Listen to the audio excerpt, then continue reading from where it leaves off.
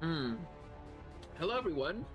Welcome back to another horrible stream. I'm just kidding. A wonderful stream.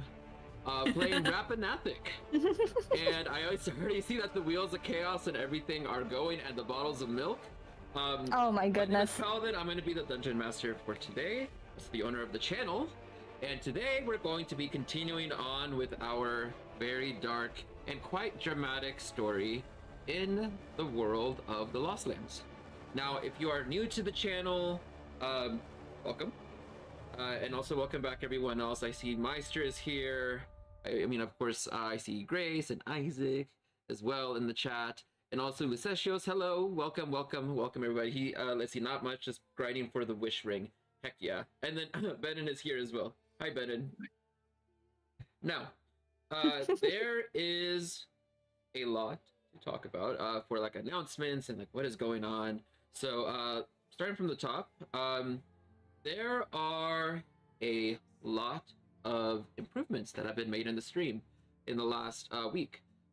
In fact, if you are watching on the layout itself, you will see that there has been some wonderfully crafted art there on the left side. We have a wonderful bottle of Orcus milk. There's actually Orcus milk? There's actual Orcus milk. And oh my goodness. I have it set up so every time that you guys redeem that fucking reward for what is it, like 50 viewer points or something, it will actually like make the number go up, and it will also play a sound effect of bottles of milk. Hell yeah. Oh my god. Yeah, we're getting fancy now. Look, I've been studying coding, and we're finally at the part where like stuff starts to get fun, because now chat can now do this. Oh my god, it's going up. It is. I'm not doing anything. It's just happening by itself. Look, the power that is coding. It's amazing. It's the same thing with the Wheel of Chaos. The Wheel of Chaos will also go up on its own as well. And oh, weird. You know, it's actually not spinning, is it? You know, let's fix that. Why is the Wheel of Chaos not chaotic enough? Let's refresh it and see if it not chaotic enough. Yeah, it's not really. It's we chaotic. need the chaos. Don't review right now. We're just starting. There it is. There's already two already. Oh my god. You know, surprisingly, the chaos potion looks more like milk than the Orcus milk does. If your milk moves that way, call a doctor and a priest. I love how the milk is outside of the container. Like the chaos. The chaos milk is outside the container. It's great. Is it? Yeah, it is. Not anymore. There we go. Hey, look, you know, now, if you're new here, the chaos, the Wheel of Chaos, what it is that it's 10,000 different effects, and whenever it gets up to 8, you get to roll a d10,000, and it gets to happen to someone or something. Sometimes it's the party, sometimes it's helpful, sometimes it's not helpful, sometimes it's something completely batshit crazy. Who knows, right? It's just 10,000 different things that could possibly happen. And it's never the same thing twice. At least it hasn't been so far. Now, other things that are coming up, in addition to the Wheel of Chaos and the wonderful, delicious Orcus milk, we are also going to be adding a couple of other rewards here in the next week or two. In addition to having the ability to rain chaos and give milk, the viewers will be able to also give. Oh shit! You got the Wheel of Chaos. Who got it? Who was the one that actually? Gavin. Hey, Gavin, how dare you do this to me? Oh no. All right. Gavin. I'm putting in the characters from my other game. Gavin, I'm getting flashbacks. Roll the Wheel of Chaos, and I'll write down a number and look it up here in a second, okay? In addition to these rewards, I'm also going to be adding a reward that will automatically give the players random items, such as potions, scrolls, shit. Maybe you might get shit in your backpack, who knows? Oh my god. And you will actually get it given to you automatically so that you can use it. And then whenever you remove it's gone, and the chat will be able to look at it and see what you have, and it's really cool. Basically, they'll be able to give you like directly like magic items or money, or just like random things. Remember, I wrote a book called Paladin's Tome of Many Treasures. I'm gonna include the Paladin's Tome of Many Treasures in the random things to get rolled. So who knows what you can get? You can get anything out of 6,000 items that could just be put into your backpack. Oh my god. Wait. Aren't most of those cursed? Wait a minute. Yeah. It is, man. This is what I spent my money on. 10% of those are cursed, 10% are magical, 20 are treasures, and the rest are mundane. And they're really interesting. So, the banana. Yeah, Captain Meister told me to put a banana in there. Wait. Cursed until proven otherwise. Did you roll a 132, Gavin? 132? Oh my 132. God. Oh my god, I think it's the lowest number that I've ever seen. Yeah. Oh my god. Oh You know, my I'm looking forward to the day that we actually roll a 1 or a 10,000. I mean, Yeah. statistically, there's a 1 in 10,000 chance that eventually it will happen, right? So, Eventually. Eventually.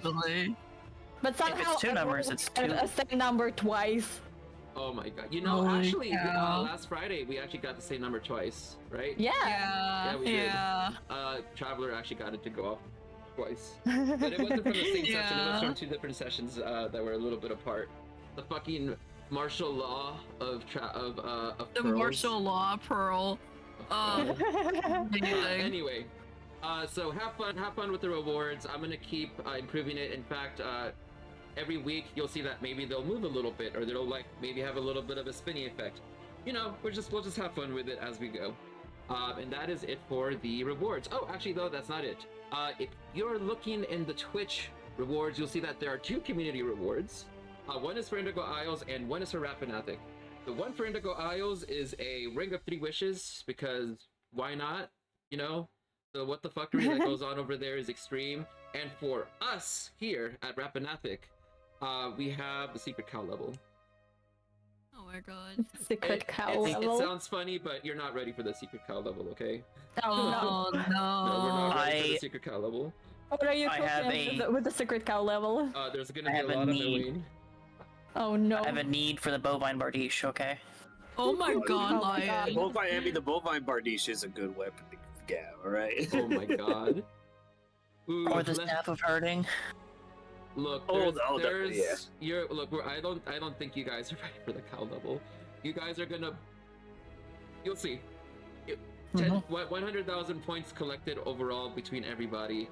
Eventually, we'll get there, and then we can have a lot of fun terrifying the party and watching them facepall and groan from all of the cow and milk jokes that are gonna be going on. Right? How badly do you want to torture us, Paladin? Oh, very badly. I mean, you guys signed up for this. Look, you basically signed up for a really dark adventure where it's full of psychological terror. I mean, we have a 4-page consent form, and you guys said yes to most of that shit. I'm concerned about you guys' preferences. But I'm waiting for the aspect of when it turns dark for us. What do you mean? Like last time? Oh, like it's not dark enough. You want it darker? Yeah. Oh no! No! We're not in the dungeon yet. It's only episode 5. It's only started, right? How dare you say so? No. It's only just started. I am not going to be satisfied until every player has cried at least once this campaign. All right. Oh my god. I'm gonna try my damnedest to make everyone cry from. You made me a traveler cry in Indigo fucking Isles, Paladin. Okay. Yeah. How dare. How dare. Look, I wrote. So let me show you the book for Rappan Athuk. For you guys that are watching, Rappan Athuk is a game that was made by Frog God Games. Meister, no. Meister, no. 666 pages of wonderful Oh satanic my goodness. god. Oh my goodness. And me and Lion, I think, kind of agreed upon that there's a lot that can be done with Rappan Athuk. And I sat down and literally added like 20 pages of story so far. I literally was adding in the backstory and the character arc for Ambrosia, and I like cried for like 30 minutes. I was like, it's just so sad. Anyway. Oh no, I'm scared. I'm scared now. What are you gonna do to me, Paladin? We're gonna have a good time. We're gonna have fun. So okay. The stage is set. We're here, and you know what? we've been talking a lot. How about we kind of introduce everybody that's here? I mean, you guys know who I am. Oh, God, the Orcus milk. I can hear it every time it clinks through OBS. I just hear it in my ears, like chink chink. You know what? Lion, pick someone. Lynx. Traveler, your character is the only character that can hear the Orcus milk multiplying this whole session. You and you only, no one else. Last session it was Gib, and now the session is you.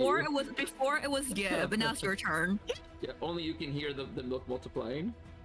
Oh my god, what does it even mean? What does it even mean? So last session, the milk kept multiplying, and only Gib was able to hear it.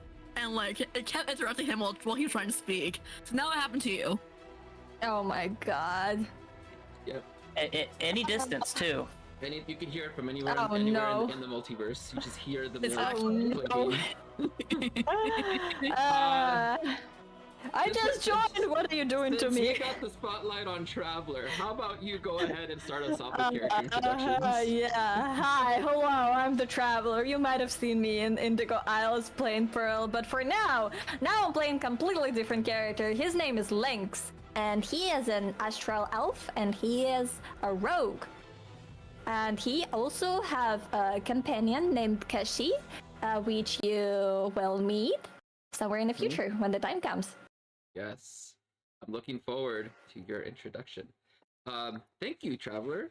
All right, and that's it. No, I'm just kidding. Like someone that we haven't seen in a little bit, Isaac. Welcome back.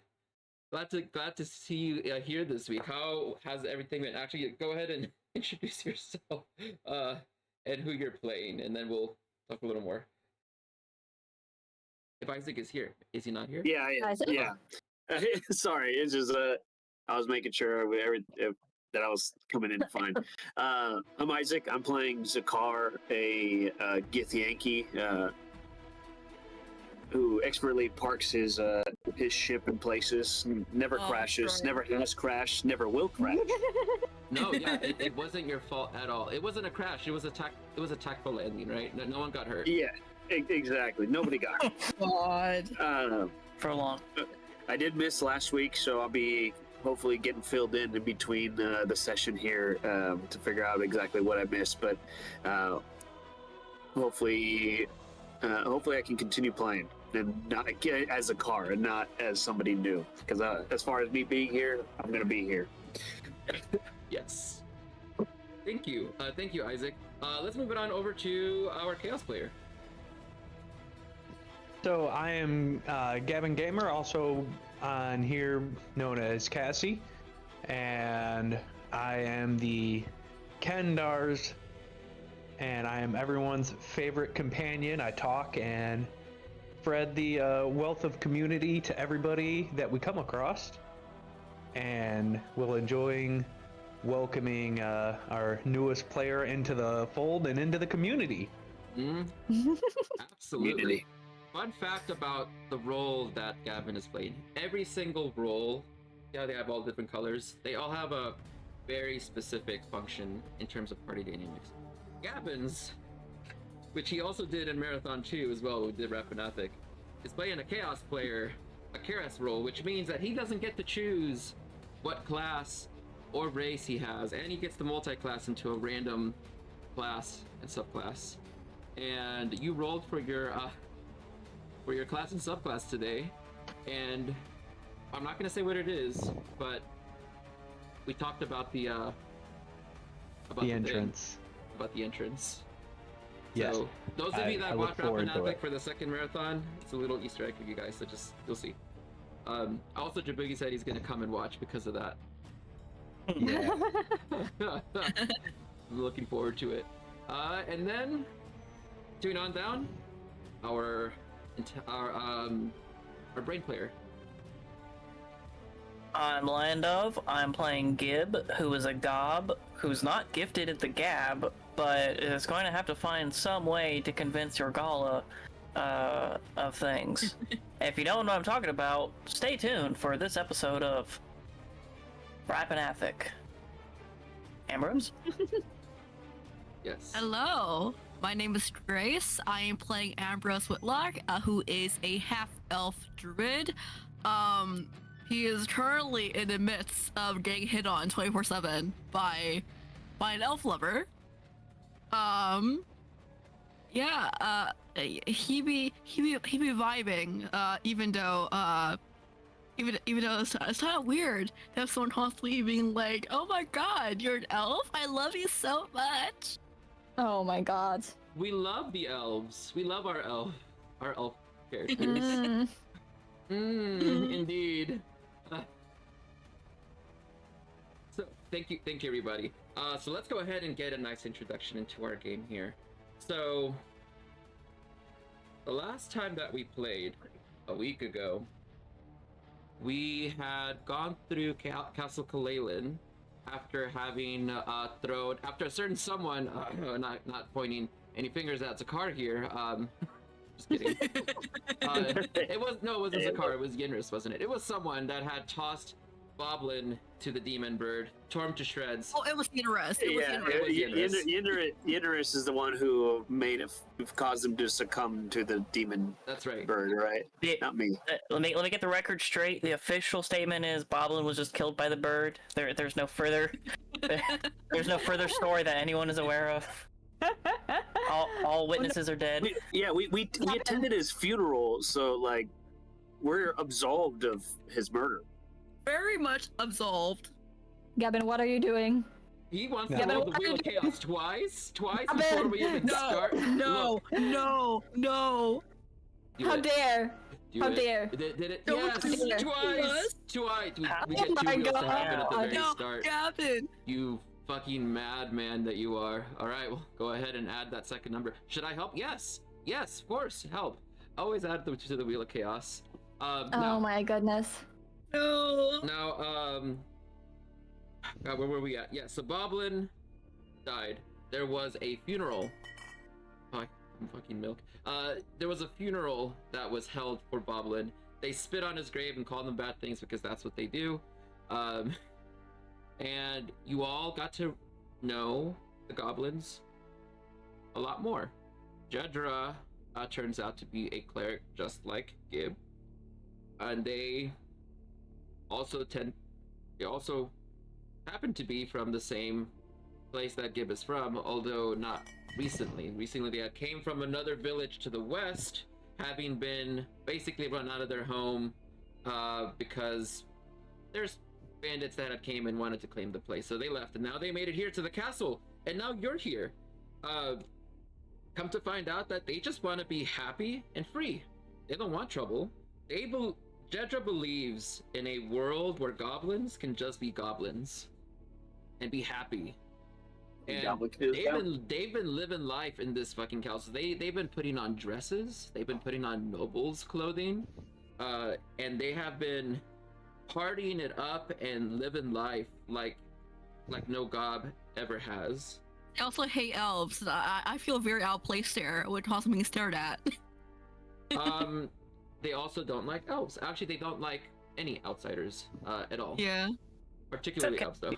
Particularly elves. Particular elves. Okay, No. I guess I'm not welcome there. They tolerate Gib. Now, Gib, Jedra, there's not many of them left. Boblin just died. And let's just say that you're a smart gob. She's a smart gob. It only makes sense to make more smart gobs, okay? You said no, of course.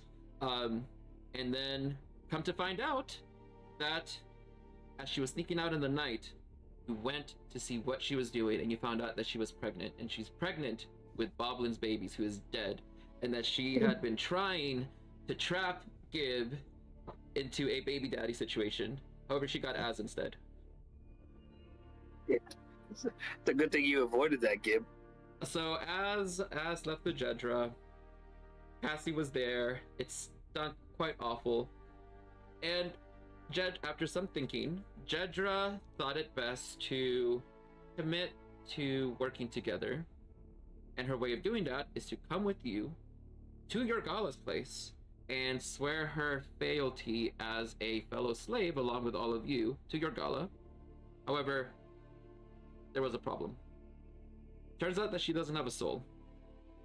And because she doesn't have a soul, Yorgala wants absolutely nothing to do with her, and gave an ultimatum. Either Jedra can hand over all of her fellow gobs into slavery, or they can die. And who are they going to be killed by? Well, you know, maybe the people that have been forced into servitude might be the best people and the most efficient ones or effective ones to wipe out said goblins. I think that's where we left off. At Yorgala's place. A very depressing note. So, let's pick it up. We're right there. The only character that is not here is Me. Traveler's character, I believe. Oh, Cassie. I did not and go Cassie, with him and either. Cassie did not go. The car. You see the car coming out of the bathtub. He's like, you can hear the door open as he comes out of the bathroom. The same bathroom that he like took a bath a couple of days ago. You see he's got a towel. He's like freshly cleaned and everything. You haven't seen him in 2 days. You're not sure where he's been. I was bathing in Orcus milk, okay? It takes a couple days, all right? Oh my god. You've been bathing in the fucking milk? No, I don't think so. You know what? No, You just see that there's milk bottles like laid all over the floor. Okay, and yeah. it just, I was bathing in the milk, all right? It's good for my skin. God. My skin's chitinous, and I needed some moisturizer. Longest bath in the man's life. Jesus Christ. Yeah, you can smell that fresh, creamy, milky aroma that comes through. There are, I don't know. Let's roll a D100. How many milk bottles are on the floor? There are. Oh, it rolled secret. Let me roll it again. There are 38 milk bottles on the floor. That's 38 liters of milk that are just, you know. God. Hey, it's a big tub. It is a. And I was Milk drinking some of it. from happy cows. And I was drinking some of it, all right? Some of it, not all of it, was used for bathing. I'm reading through the wheel. Not all of it was used for bathing. Okay, I see. Well, Gib, Ambrose, you see him standing there in the doorway. Yorgala looks over at him. No. You're done. How was your bath, dear? Oh, it was invigorating, to say the least. Oh, you guys are back. Have you been here for the past 2 days? I mean, my skin was a bit chafy. I needed something to keep it moist, but... So you decided to stay here and take a bath in... Is that milk? Instead of following us to Castle Leyland to help out Yorgala? Okay. It didn't seem like you guys needed my help. And plus, Yorgala's got good food here, and the bath's nice. I haven't... The last time I bathed here was the last time I bathed in a few months. And I felt like I needed it. For 2 days. What can I say? Indeed. What can I say, though? He's been handy around here. In any case, looking down at Jedra and everyone else. It's the car. Would you like to mayhaps go along with your friends back to Castle Leyland to deliver the proper sentence of what will happen?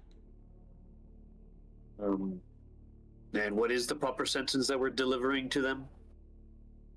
This little goblin here is from Castle Leyland, wishing to swear servitude, but has no soul. She has no soul, and then so if without a soul she can't pledge fealty to you, Yorgala? Indeed, she has nothing I want, and she knew this. But do you want her because of her soul, or because of her ability to acquire the stone from the Caves of Terror? Because I'd say that she could definitely help out regardless of whether or not she has a soul. Back up there a second. Gib, is there something that you know you wish to share and expand on this tidbit of information? As she looks at Jedra, you see that her lower kraken body, all the tentacles kind of like fluctuate around the room and they circle around the party, covering the front door, preventing exit. I'm just thinking strategically. If Jedra goes and tells all the goblins to come here, then they might stop following her, and then you're going to be forced to just wipe them out. That's a waste of life, waste of gob power. You're big enough that if you show up and start ordering them around, with our goblins, they're just going to do it anyway. As far as Jedra is concerned, having nothing of value, Jedra's a competent caster of magic, same as I, and can be useful in going and getting what you are looking for. You know, and Gib shows his hand, what we are working towards getting for you.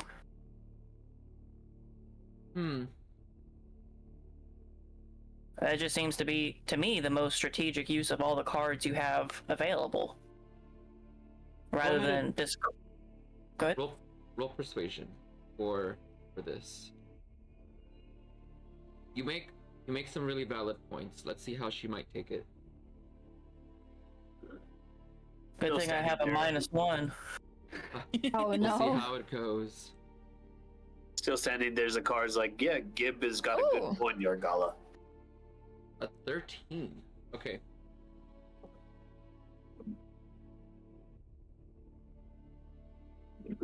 I will commend you on one thing, Goblin. Looking at Jedra. You got some nerve coming up in my part of the woods, thinking you can make a deal. You must be really desperate.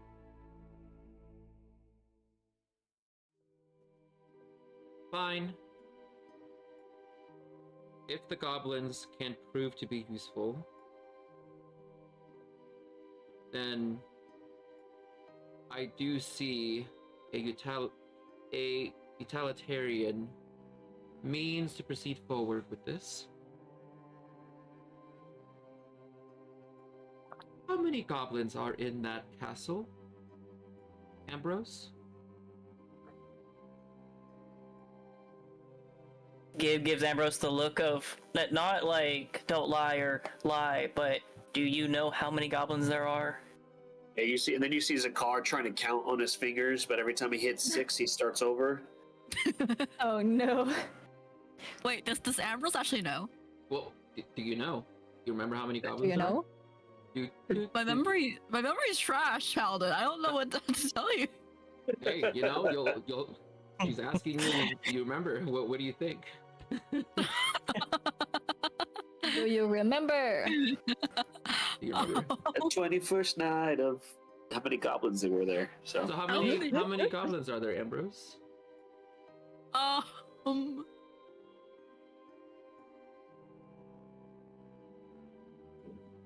I tried to like picture the amount in my mind. History check. Should I roll a history check? She looks over at Gib. How many goblins are there in that castle, Gib? Not many. A little less than a dozen. And the ones that are there, they're not the finest lot, but they can patch up the castle just fine. There's a smith who's decent. A smith, you say?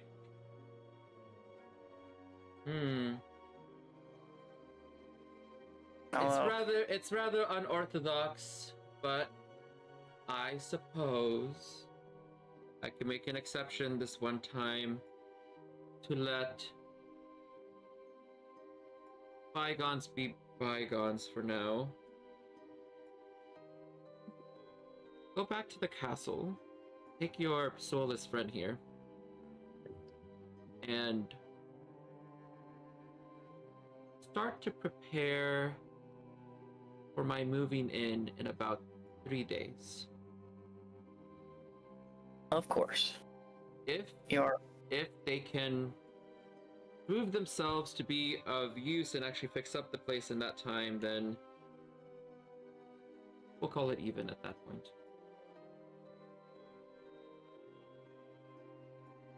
Does need the work, Gib says, looking at Jedra.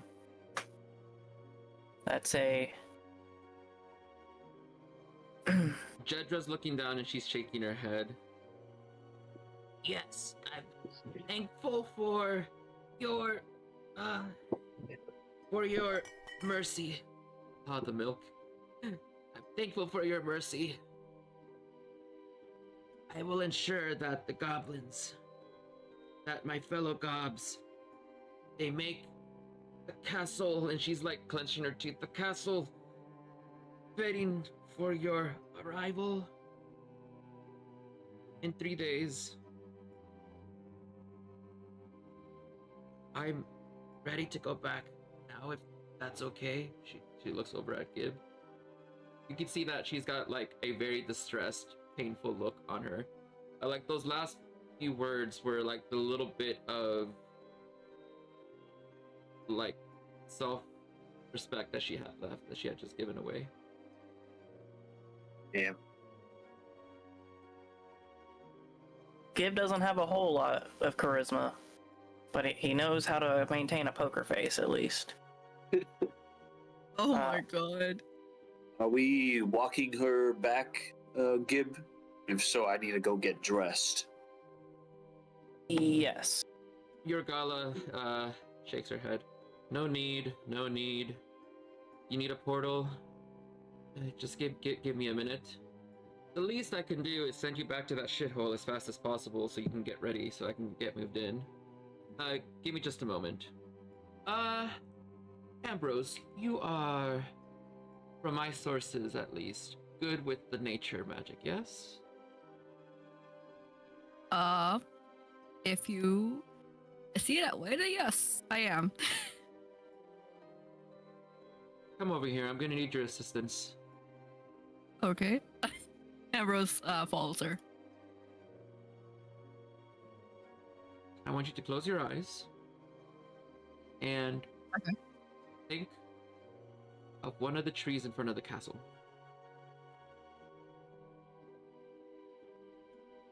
And I want you to make an intelligence check to see how close to the castle you can remember a tree. Oh god. A check, right? Not a saving throw. Mhm. It's just a regular Intelligence check, check. okay.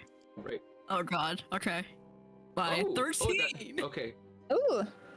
So, as you are standing there, you see that your Gala is wrapping a tentacle around your hand as she Oh my is brewing in her cauldron.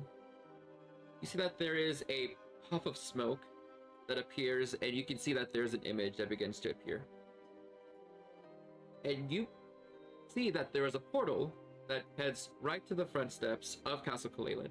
However, there's kind of a problem with this. So, whenever this portal is created,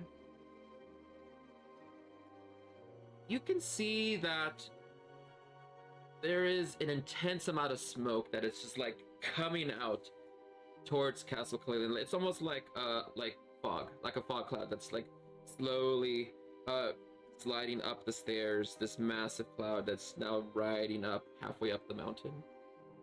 Oh god. It looks a little bit ominous. I mean, of course, with the mossy landscape and the ruined steps, as you see this slow reaching fog just whirling up the steps.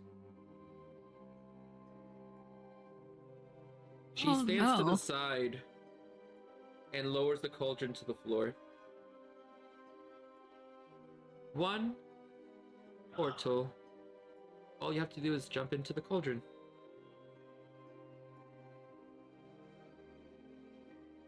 May I ask, what is this fog that I see running throughout the portal? She looks inside. Oh, don't worry about that. It's just a side effect. It'll be gone before you know it. A side effect. A side effect, you say? Now hop on in before the spell disappears and the stew gets cold. Can I see if it's safe to do so?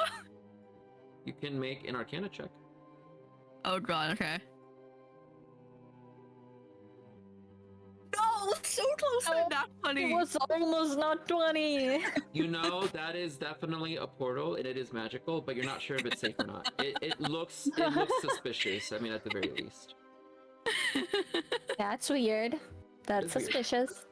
That's I'm Ooh. gonna toss Jedra in. Thank you very much. Yeet. You were like walking towards us, and Not she's another like, yeet. "Okay, yes," and then you're like, oh, you throw her in.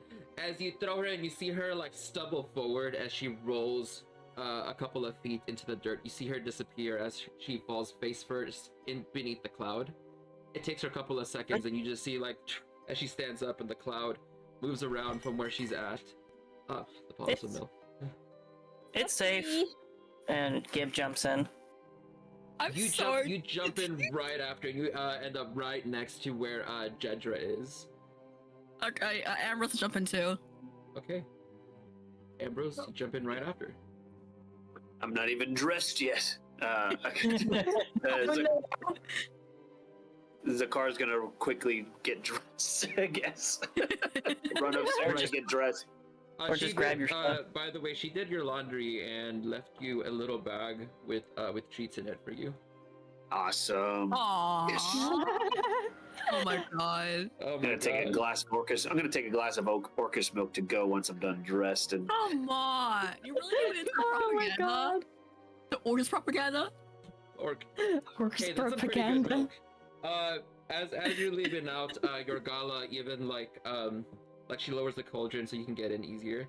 Here you go. Oh. all right, I'll be back for more of these snacks. They're delicious. As he eats them and hops in. No, ta-ta, she says, and that's the last thing you hear before you come back to the other side.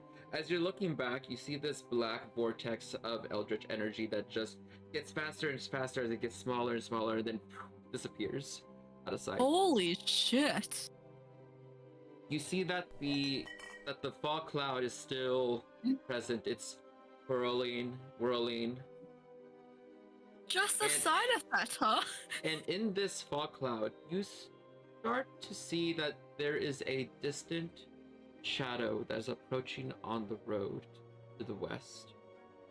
You can't make out their Ooh. form, but you see this black form that's slowly walking towards you, about maybe 50 feet away. I don't like that.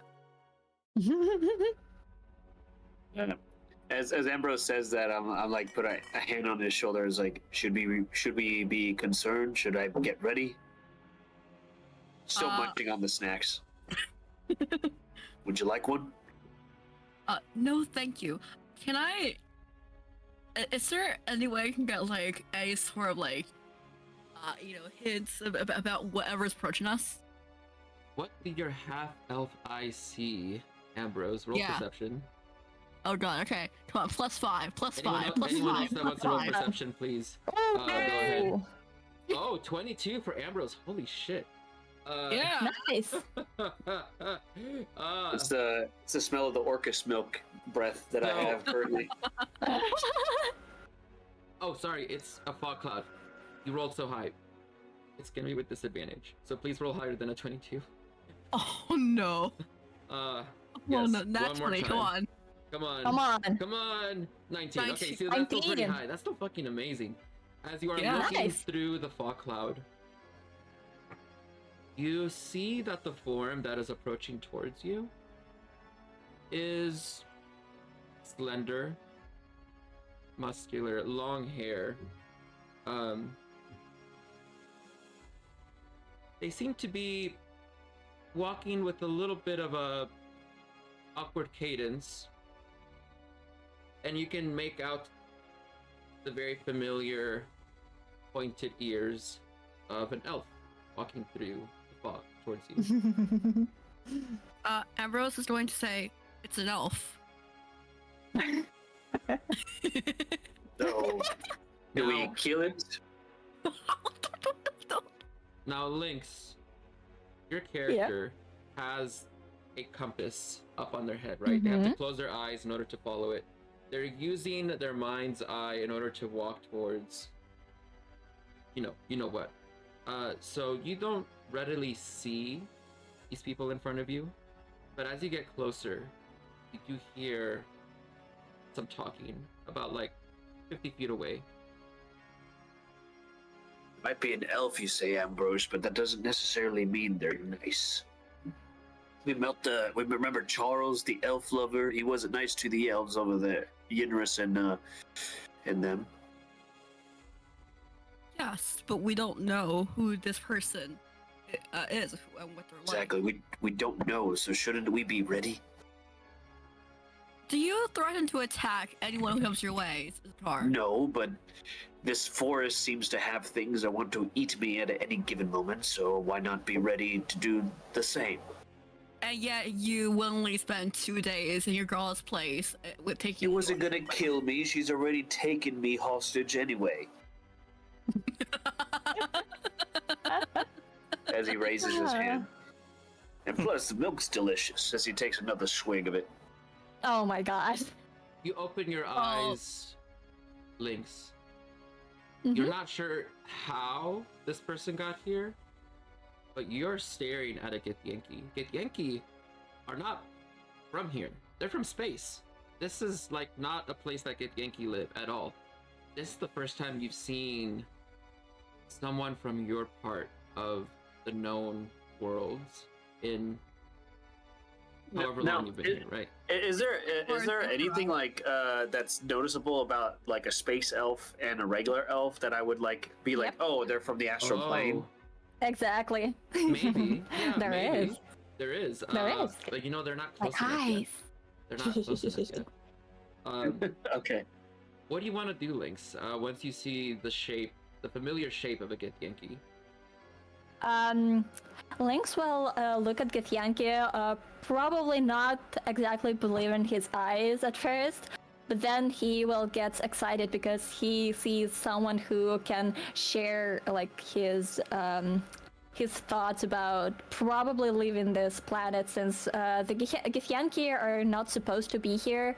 And maybe they have a spaceship, so Lynx, and maybe this Githyanki can live. So Lynx will look at his companion who is riding a donkey.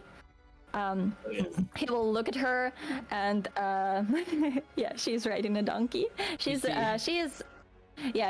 just a little 3 feet tall figure, clad in baggy robes. So it's kind of hard to discern who she is.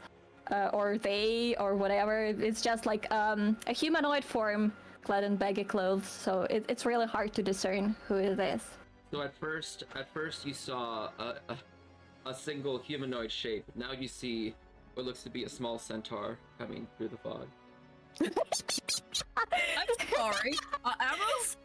Ambrose don't do a double take at that. A centaur? I mean, that's what it looks like. Is that a centaur? I wouldn't know what that is, so your guess is as good as mine. Gib, do you see this? Gib is probably having some kind of discussion with Jedra. What? Sorry. What? What's In front of us, Gib. What do you think that is? She says it's a centaur. I think it's a goat with a little creature on top.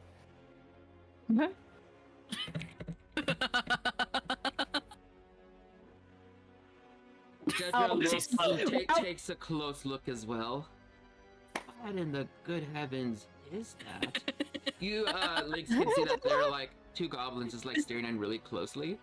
Jedra says, I think that's a lamppost. It's moving. Zakar's gonna speak out. It's like, you traveler, are you friend or foe? He's all taking another bite of the snacks that he's gotten. Lynx will pick up his pace and try to move closer to this company and like very excitedly. Oh, hello! I haven't seen any of people from space, from astral plane out here. Are you also trying to leave? And he will like very try to go up to them very, very fast. Do I know you? Am I trying to leave? Oh, hold on. Let me get my thoughts straight. Trying to leave? No. Oh. And do I know you? Oh, my name is Lynx. I am trying to leave this planet. We crashed in our spaceship here, and we are trying to leave this planet. Maybe you should have had a better driver, like myself. I didn't crash here. But, yeah, I have... where are we in regards to where we were? Are we at the keep again? You are standing at the bottom of the steps in front of Castle Kalaylan, about 200 feet away from the river. In fact, right next to where your previous friends had gotten lynched on the tree. You're right there. No! Great. Wait, is that another spaceman Spaceman. or Starman? And when I take a close look at Lynx, like, is there like an active way I could tell like there's Elvis specifically from the astral plane? Absolutely. Well, they just said they were. Do you want to describe your character for us a little bit more, Traveler? Lynx is not that tall. He is 5'5". He has long hair, braided hair, with a big red bow at the back of his head, like mine, if you can see my model, but it's red. He is wearing leather armor. You can see that he is wielding a rapier, and the most noticeable thing that can discern him from other elves is his eyes. His eyes have yellow iris with a black sclera. Yeah, it's so cool looking. It's the gold and the black. It looks so good. It's awesome. It is really cool. Whoever made that design choice for the space elves, I love it so much. Yes. Well, Lynx, since you were so kind to give me your name, I'm Zakar, and as you obviously knew, I'm a Gith. And as I can see, I mean, at the very least, it seems like your words are true about being from the astral plane. So if you stick around, I'm sure we can get my ship running again. Currently, I turned it off in a awkward way, and it doesn't want to turn back on. Is that how you want to describe as a car? Oh, that's a shame. Ambrose, I parked it perfectly fine. Do you want me to explain how Colonel Giffey tried to shoot me down from the sky? Oh. Ambrose was silent after. You see that that another goblin in the back, a female one, approaches you, Lynx. You're also from the sky as well? Yes, indeed. Me and my companion are trying to leave this planet. We didn't get there voluntarily, so to say. And how exactly are you gonna leave? We are trying to find a spaceship of some sorts. As you can see, and Lynx holds his hand with the compass in it. This is a special artifact that can help me find the spaceship. And we were following this compass, and it was pointing somewhere around here. Somewhere around that there is some kind of magical ship or something like that.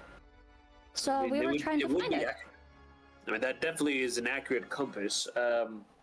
He points in the general. Zakar points in the general direction of where I crashed. I mean, parked my ship. Because my ship is right around over here. But like I said, it currently is not running, and it's not responding to whenever I get onto the helm. Oh. That's a shame. Do you know, is there another ship or another way to leave? Sadly, I do not know. I know Colonel Giffey, Ambrose's companion, a friend of ours now. He knows that there's somebody that could fix my ship, but we haven't found him yet, or them yet, I Oh. should say. Well, I guess if you don't mind me, we can try and look for them together. Absolutely. We could both get ourselves off this planet. Great. It's very lovely to meet a new person, but we're unfortunately currently dealing with a different issue at the moment, so it might take some time for us to find this person that you need.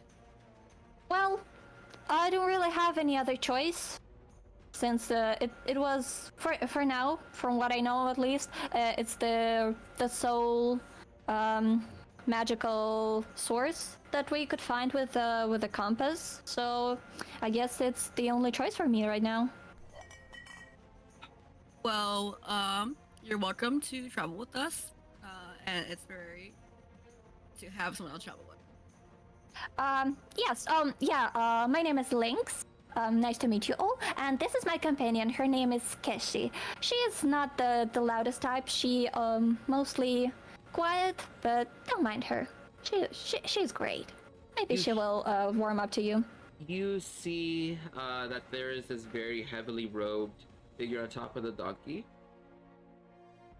And you hear almost the sound of like someone grating a cheese grater against a rubber tire as they say, yes, welcome to meet you.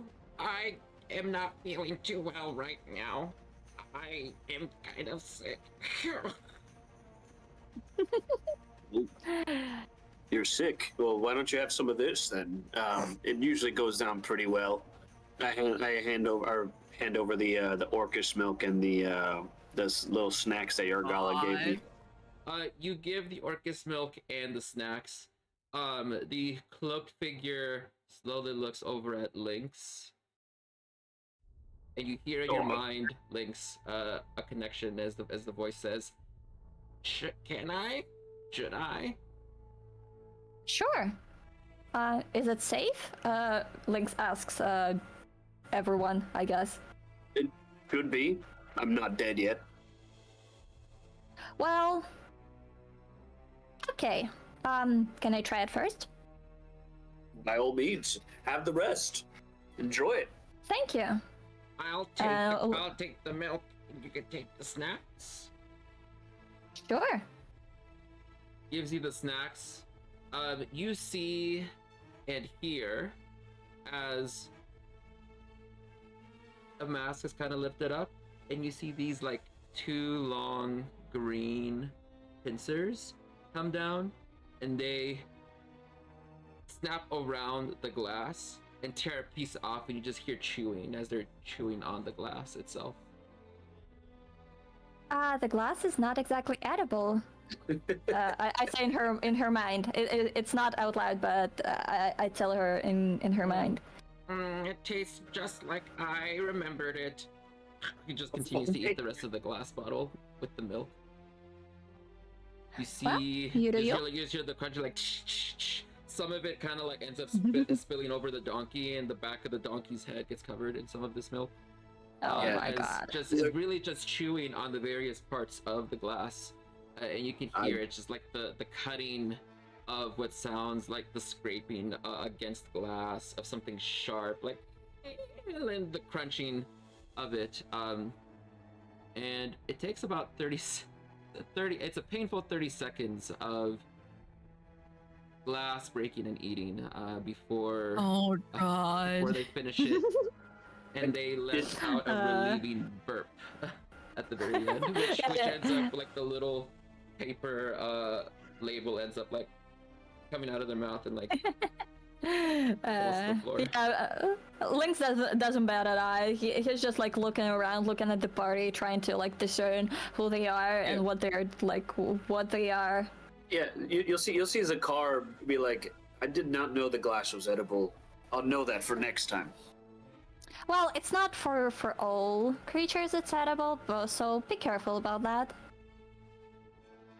After he collects his jaw off the ground, Gib goes, I'm gonna go find Cassie, and starts going up the steps. Ambrose is going to follow Gib, just very confused at the moment. Oh, Lynx, how opposed are you to human flesh? As you see, Carl bring out some human jerky he also got from Yargala. Oh yeah, Ambrose is like right up the steps quickly. But Zakar is like following suit and walking into the wherever everybody else is walking. Don't you dare! Don't you dare! Oh my god. So as you're having this wonderful conversation about, do you eat human flesh, by the way? Ascending up towards Castle Caligulin. It says that Gith are like eat heavy protein, so like I figured these gotta be eaten, you know? So. Absolutely. Like bring us up around someone who's half human. Good job. Good job. Now you are ascending up about 300 feet of stairs. It's crumbling. There's moss on it. And as you approach up Lynx, you can see that there is a rather magnificently large castle that looks like it's torn to shit. I mean, it looks like it's in ruins. It's leaning to the right. It's right on the edge of a cliff. You see that it looks like it's on the verge of falling over any day now. The front gate itself is fallen and pretty much on the floor. And you can also see that, I mean, and hear the sounds of other voices, goblins from inside of here that are making a lot of noise right now. Cassie, what have you been doing this whole time while people have been gone? So while everyone has been gone, I've been slowly but surely like reorganizing the kitchen area. Okay. And just kind of like doing very, very small cleanup because I know the other goblins don't like it, and I've also explored this top storage area. And I've opened every door that I could possibly open. That you were the ones that'll blow up in your I face. can't see anything. Okay. Yep, you'll be able to see something here in just a minute. So okay. You're opening up every storage space. Okay. You're gonna be meeting them outside, Casey? Yes. Okay. Thank you for moving me downstairs. I was trying to get there. Yep, you're good. I got you. As I'm getting you prepared here, you'll be able to see here in just a minute. Now, Cassie, you can see that your friends are coming in through the front door at this moment, and there's a new person among them that you have not met before, along with a donkey and a small person riding on top that is covered heavily in garbs. Okay, so are either of them shorter than me? From what I can tell. How tall are you? I am a whopping 3'6". Oh yeah, then Keshi is shorter than you. She is 3 feet tall, but she's on top of the donkey. Ah, wonderful. Okay, can you bring Sapphire out here as well? Yep, just Would pretend like that to Sapphire is there. Just pretend that they're there. So, Pretend guys, in my D&D game. right, yeah, exactly. so as of right now, I am currently a little bit taller. I'm roughly, I want to say like 5'5", because I'm going to be in Sapphire, and so me and Sapphire kind of go hand in hand together, and I operate because they're a plasmoid, and so I wear them, but I'm in like the face spot. And so as I see you, I'm like, God. oh, hello, new friends. Welcome to the community. My name is Casey, and this is Sapphire, and this is my good friend Az as well. Oh, hello. My name is Lynx, and this is Keshi. Very nice to meet you. It is nice to... Whoop. There we go. It is nice to meet you as well. Welcome to the community. I see you have met the rest of our friends. Are you here to join the community and be one of us?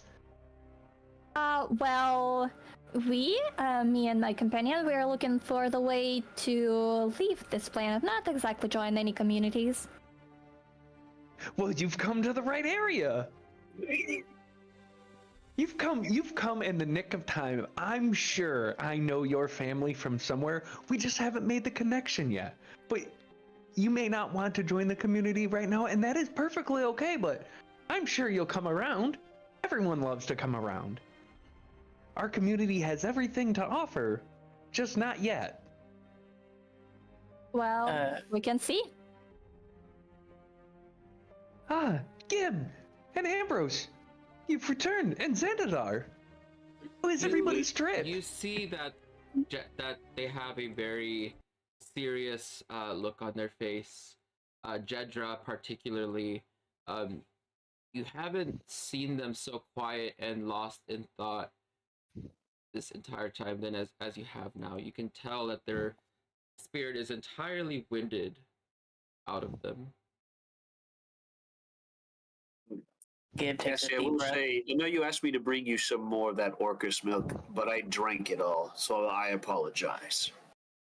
Ah, that's okay, friend. But why the long faces, everyone? You have me concerned. It didn't go as planned. What didn't go as planned? The plan was for you to go and give your sacrificing self to this deity. Well, let's just say that helping hands and How soon Cassie. are we going to be going to that tunnel? Well, first we have to get Castle Kalalan cleaned up. Cassie, how well have you and your soulmate been getting the castle cleaned up? I see some stuff looking a little spiffier. Oh, we've been slowly but surely working on it. I mean, there's only so much that, the two of us can do, and like, you know how the other goblins are. They kind of like poke fun at me, and like I clean something up, and then they come by and they're like, and then they dirty it back up. So like, there's that, but it's been a process. It's been really smooth cleaning and going, when they're not re-dirtying up the mess, but it's going good. I've been working on the kitchen primarily. Jedra shakes I like to her have head. it clean where I eat. The goblins have been cleaning? Well, I mean, they've been listening to my jokes and whatnot. It does look cleaner, I will say, as he looks around and nothing's actually been moved around. Well, my it's not god. dirtier, that's for sure. Glinks, you hear the clinking of glass bottles from close by. Oh no. You've been chosen by the milk. Oh my god. Yeah, he'll look around to try and find the source of the noise. You look around and you have no idea where this could be coming from. He is very confused. He also looks at Keshi, trying to understand, is she fucking with him? Trying to like send some things in his mind. You see that Keshi is currently nervously wringing their hands together. You hear the sound of, well, like almost like two chalkboards like rubbing on each other. But they don't seem to have any attention on you. You see that they're entirely focused on the conversation in front of them.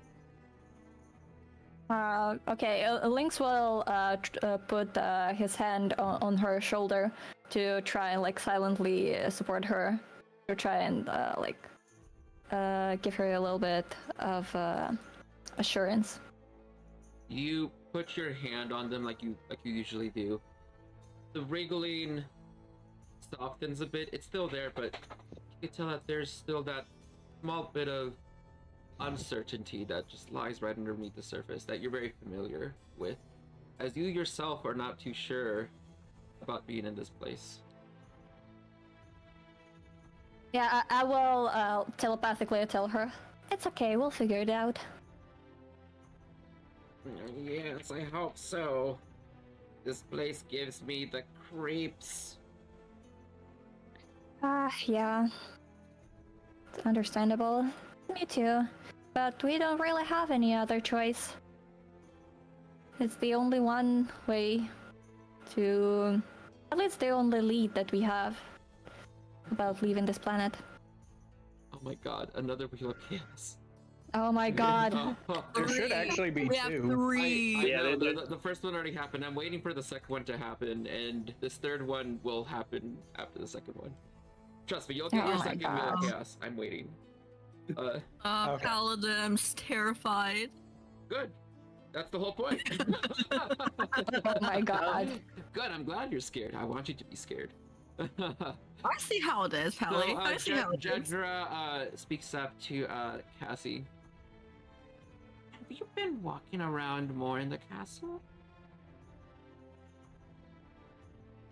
Yes, I've been walking around the castle more. I've searched all these back stalls. I got terrified by this spooky bird that was in this other tower. I don't really trust the upstairs where like all the skulls and whatnot are. And then there's this other arcane door that I just could not get to budge. I tried with all of my might. Did you find another shit room? Well, these stalls and bath area are not the cleanest. Well, that area has been closed since we've moved in. I don't know. Whenever I did get a chance to investigate, the mirror spoke to me. It showed visions of a well-lit night sky with many stars riding in the wind. Did you say a mirror spoke to you, Jedra? Oh, yes, the same as Gib, as she like holds out her holy symbol with just got a black obsidian mirror on it. Oh, that makes sense. I thought you had a magic mirror. The spirits, they show me visions. In any case, I think that I am going to go and talk to the goblins. You all have a good evening. I Nope, Why do you look so sad, Jedra? have a lot of thinking to do. Well, can I give you a hug before you go? Where is And maybe a is joke. Az is right here. Okay. She looks up at you. Make a persuasion check to see if she'll let you give her a bit of physical affection. Uh,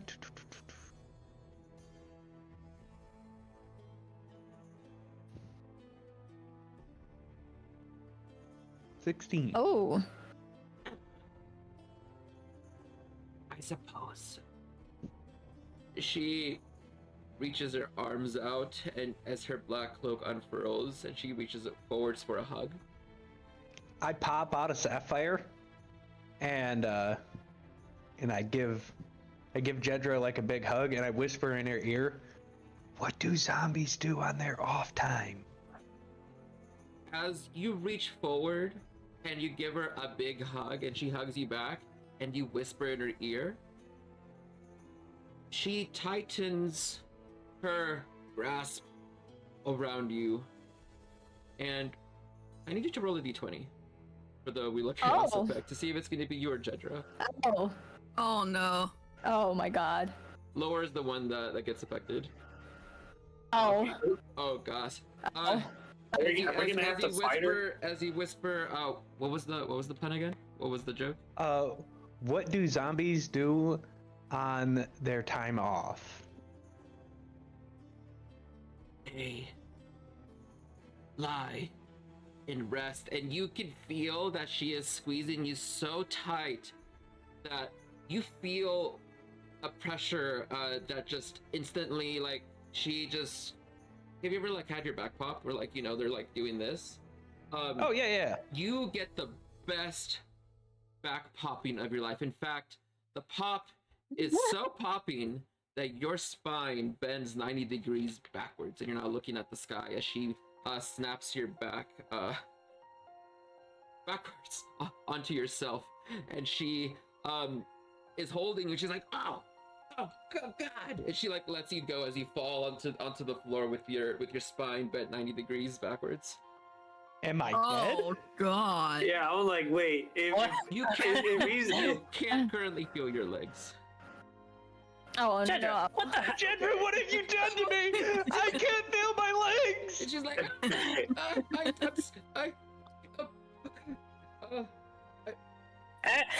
Az, get the bone setting tools. Wait, you don't have any tools. I'll help you, Az. She like says, I got some tools. Follow me. Jedra runs inside, pulling Az along the way, as she is Am I paralyzed panicking now? at the sheer sight of having hugged someone so hard that their spine broke in their hands. Oh my god. Oh. Lynx will look at this picture and like look around and very confused and like ask, "Is this normal?"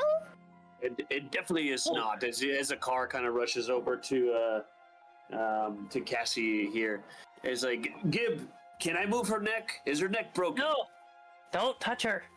Just if you can, Gib like holds Cassie's shoulders.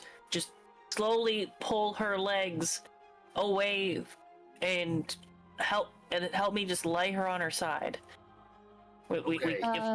If we move her too much, then it could further damage her back. Do you want me to help? I can help. Do you have any If you healing? know how to, yes. Yes, I indeed can heal. It's not much, but I can. Am I also paralyzed at this time? From the breakdown, I don't know how to Because say this. paralyzed is a condition. Right. It's not a full body paralyzation, but you definitely... Let's just say that your legs aren't really too functional at the moment. You can't feel them and you can't Oh move them. no. Okay, I will just stay in a prone condition then. Would that be fair? Yep, that's fine. That's completely fine. You are on the floor, and surprisingly, it hurts, but it hurts that you can't feel some of the pain, but you can still feel this shock going up and down your body. You can feel your heart rate accelerating. You're hyperventilating, and you can feel like this full body tingle just like going up and down your body, and you see that your hair just standing up on end. You've never felt like a neurological shock quite like this before. Your whole body is like reacting quite viscerally, and it's trying to compose itself, and you're just feeling the full brunt of what had just happened to you and trying to take it all in, and everything is moving so quickly around you as these friends that you have are trying to do their best to help you at the moment. Okay, Cassie, I'm going to have to cut the back of your shirt so I can safely see your spine. Don't you dare cut my t-shirt! Just pull it off of me! We'll get you a new one, Cassie. We'll get you a new one. I can't be new. Somehow, I can't maneuver it off of you without moving you around too much. Do what you must. I can fix it later. Lynx will try and move it without tearing it apart. Well, because Cassie, you're wearing like the wizard back. robes, right? I am. I'm wearing fancy wizard robes. The wizard robe. Yeah, they're quite It's a wizard baggy. robe. Wait, Yeah. can we even tear those? Because they got like the auto They're like clean- magical. Yeah, you'll. I mean, you could if you got something like magical to tear magic cloth with. Anything silvered or magical will cut right through it. Well, if we had our tools. You see that there's like a small panel on the second floor that opens out. You see Jedra's head poke out as she says, "Bring her upstairs. I think I know how to help her. We'll put her through the door. I know someone, a spirit that can." We can't safely move her. I don't even have. I don't have a stretcher or It doesn't any matter. way to move her. Just bring her upstairs anyway. She's gonna die if you don't bring her upstairs. She'll stay like that forever. I'm gonna go and see if I can make contact with the bee. And remember that door, the one upstairs with the lock. Meet me there as soon as you can. Sapphire, please carry me. And then I would have Sapphire. That would be a safe way to move Cassie, for sure. I'm gonna say I will put me on a follow of Sapphire, and then I'll just be absorbed into Sapphire, and she'll be like a walking gurney. Yeah, that'll probably be Wherever I the need to go. best. You see this Good. plasmoid, which is also another creature from space, by the way, Link. So you are very familiar with plasmoids. Just come up and absorb Cassie into themselves as they are maneuvering themselves around and encase them almost entirely, except for Cassie's face. You see that there are little air holes that are coming out from Sapphire, saying, "Cassie, don't worry. We're gonna get you all saved, okay? Oh God, I really hope that this time we can really fix this." This time?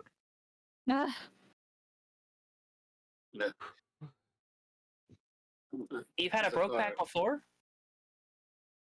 Yeah, we're not gonna talk about last time. Oh my God. Who all is gonna want to follow after the slime into the castle? I will follow after the slime.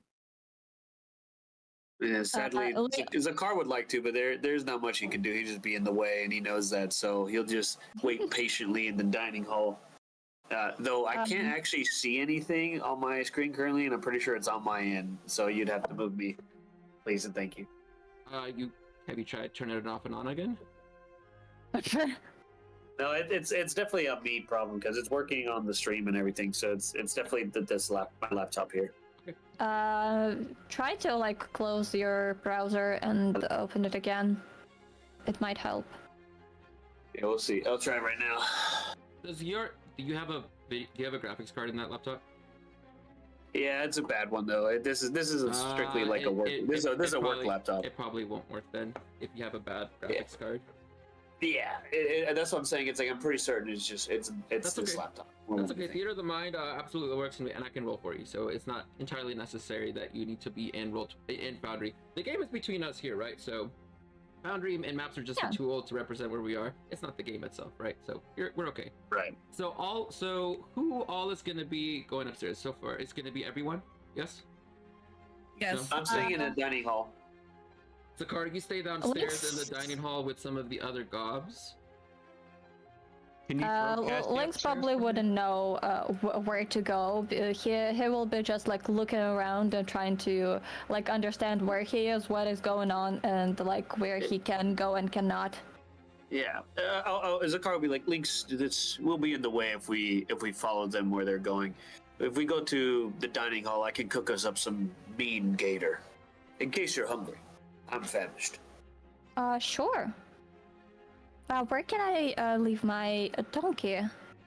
Oh, I don't know. You probably could tie him up anywhere. I wouldn't tie him up next to that tower. There is a bird that might eat him.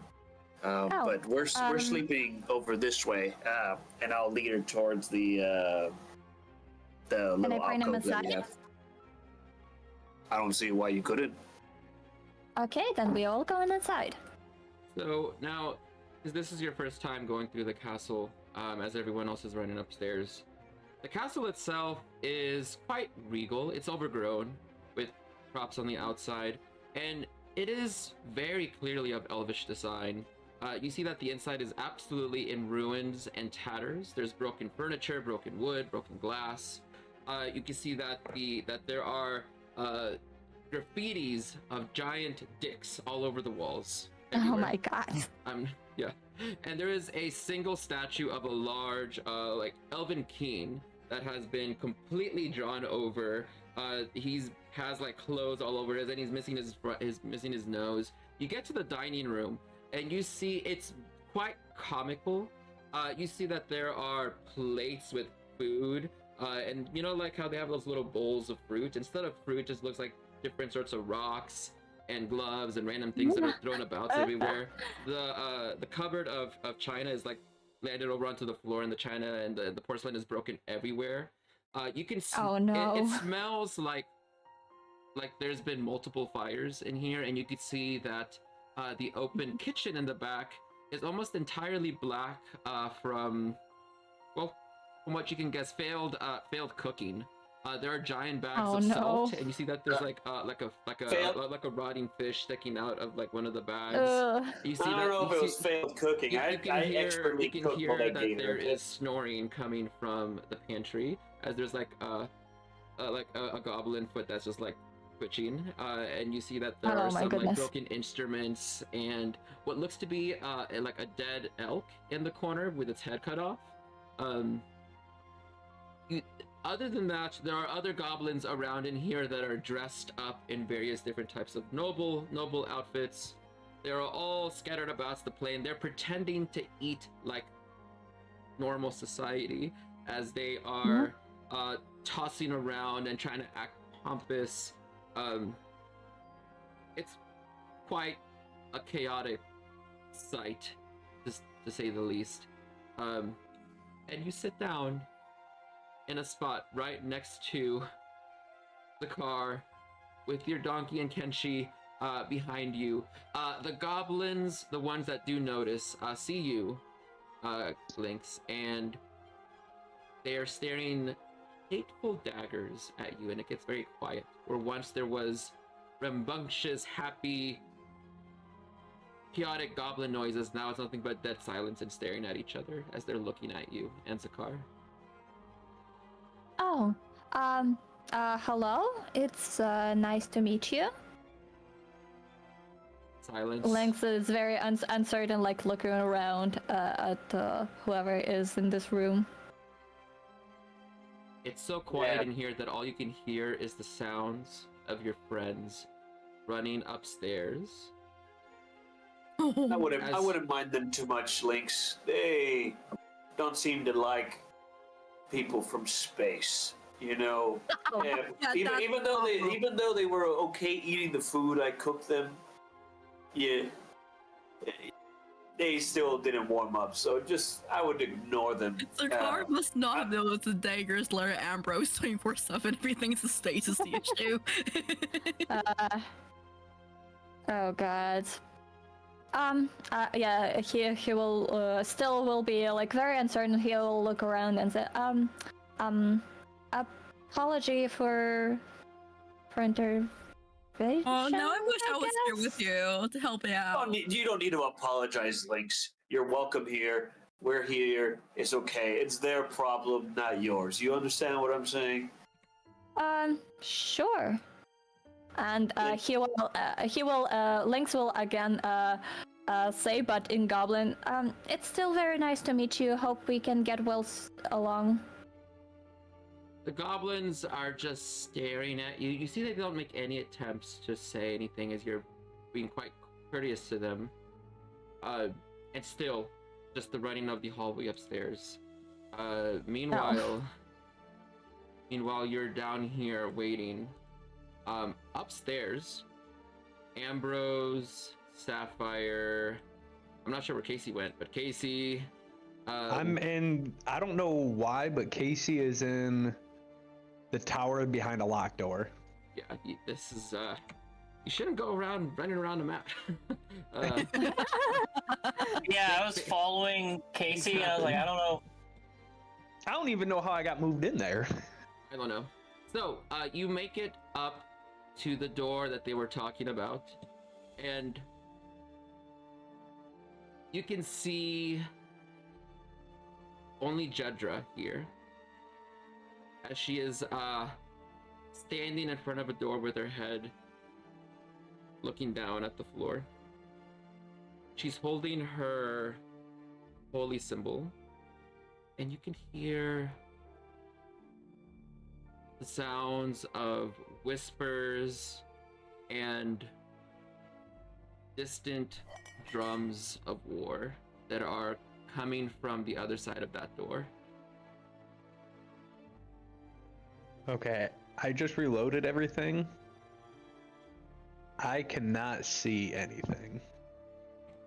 That's fine. Um, Look, I'm just gonna You're- close. you're in the hallway. I'm just gonna close Foundry and not worry about it. Okay. I mean, I can stream it for you if you want to. Because if it's a little too distracting, then because it, I'm just gonna view it on stream. I'm not gonna worry about the map Okay. anymore. I'll just move to the main map and we can do Theater of the Mind, so that we won't keep having these constant interruptions of flow. Okay. Wait, Either the mind. the hallway So, with Jedra at the end. So that way we won't have to worry about it. And we could. Jedra, I don't know what you have done to me. Sapphire, keep me safe. So as you're in this hallway, you can hear the sounds of war drums coming from the other side. And Jedra's just standing there, looking down at her feet with you all in toll. It is Sapphire with Casey encapsulated inside, Ambrose and Gib shortly behind, right? Yeah. What do you want to do? As you just see her standing there, you try to address her. She doesn't seem to be turning around. Can I Give- roll and sight see, like, if I can understand what's happening with the Treachery right now? Sure.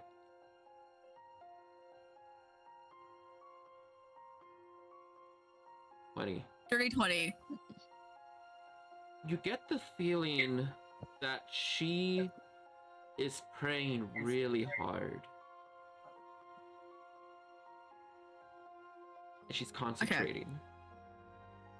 Ambrose is going to whisper to Gib.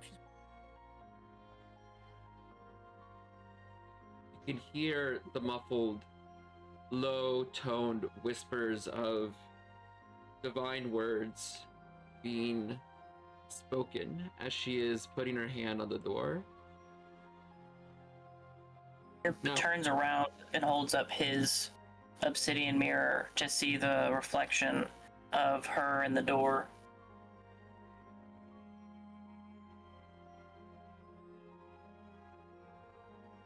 Trying to roll religion, but Go ahead. Foundry's not letting me roll anything. Interesting. We're just having a Foundry-wide problem today. I get Whatever it. it is. Whatever it is. Oh, there he goes. Now, let me roll something. Let me Something. roll. Let me in. A 25. Yay! So with your religion check, you never heard chanting quite like this before. You're not really sure who exactly she is praying to or what the energy is being directed towards. But you can discern one thing about this. It's that this doesn't seem like the first time she's delved in this kind of unusual magic that you've never seen before in your line of understanding your origins of magic with this. You see that she's holding a leather book that is entirely black in her right arm. And you can see that slowly the arcane glyphs are diminishing, and you can feel that with every single glyph that disappears, it almost feels like the door is trying to jump out from the doorway from where it's standing in. How close are you all to Jedra right now? I'm a whole floor away. 10 feet, say. 10 feet. I would say around like 10. So you're close enough that you can feel like every single time this door is pulsating, it feels like it's almost like hitting you in the face, but it's not actually like moving forward. It just looks like an image is coming out towards you. And you can feel that the hallways are almost like turning a little bit, and the carpet is starting to like rise up towards the ceiling. You start to feel like everything is starting to become extremely distorted. What kind of magical energy do I sense coming from the door, the book, and from Jedra? Like School of Magic or type. Whenever you use detect magic, you can sense how profoundly powerful the magic here is, and the depth of it is just quite staggering, because you used detect magic before, but you didn't feel all this, and you're not really sure where the source of all of this is coming from. But whenever you are looking to see what it is, you realize that she's using conjuration magic at the moment. Conjuration of quite a powerful magnitude. I don't know who you're talking to there, but looks at Casey. Well, you started this. Let's see if you can fix it. I didn't start any of this. I'm just trying to be nice to the community. Not you. You'll be fine, Casey. It'll be okay. Even if whatever happens beyond that door happens, you're still my patient, and I'll patch you up. Oh God! Anybody else? I'm terrified. I've seen what you've done. Keep that bone needle away from me. What? You see Sapphire kind of push you away from Gibb, seeing how distressed you are at him being so close to you. Fair. If anything, I could also help you out if you don't want to get help from Gibb and his bone needle. Science. Science. You hear that the chanting is starting to get a little bit louder from her, and you can feel that the door, like there is this energy that's creeping up from underneath. It looks as if there is a long shadow that's being drawn from underneath the door. Instead of, you know how like whenever you see there's light that shines through, instead of it being a creeping light, you just see that there's this long stretching purple and gold shadow that is climbing onto the floor. You see that it's almost like staining pieces of it and like extending towards one piece and towards another as it spreads, and it's spreading fast.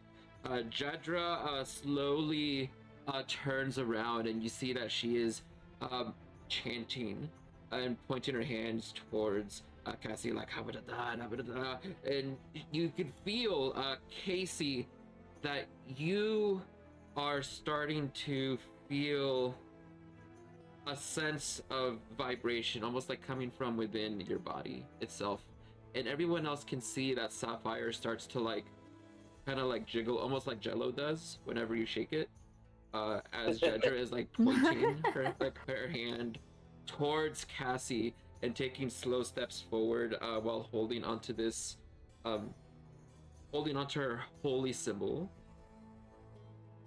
And you can see that there are these like bulging veins on her forehead, and these dark red glyphs that are like starting to pop up to the surface of her skin. Something that you have never seen either in your practice, Gib, being of the same religion.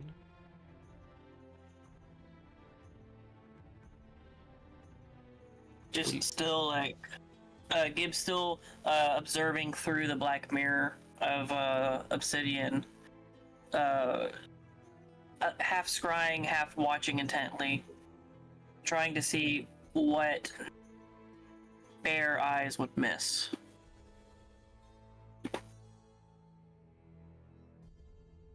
You want to make another check to see what could be going on, like Arcana or Religion? Did Religion? I'll do Arcana. Okay. Okay. Ooh, nice. Pretty good. He's not good at casting spells, but he knows magic. He knows things. Actually, casting spells, not good at. I mean, there's a difference between studying and casting. There is a story that you remember. I think that we both can agree that it was not taught by the previous shaman of Grisnek, because he died like 20 or so years before you started apprenticing. The only story that you heard from the chieftain about the last shaman was something that kind of looked like this. A shaman that had lost his way and whose divine magic had mingled with something impure. You're not exactly sure how this process starts. You never seen it. But you do remember loosely having heard the tales of someone seeing the last shaman in a similar state as this before. So you don't really remember under what circumstance and where and how. But it kind of like comes back to you as like a faint familiarity that you're just not too sure how to comprehend.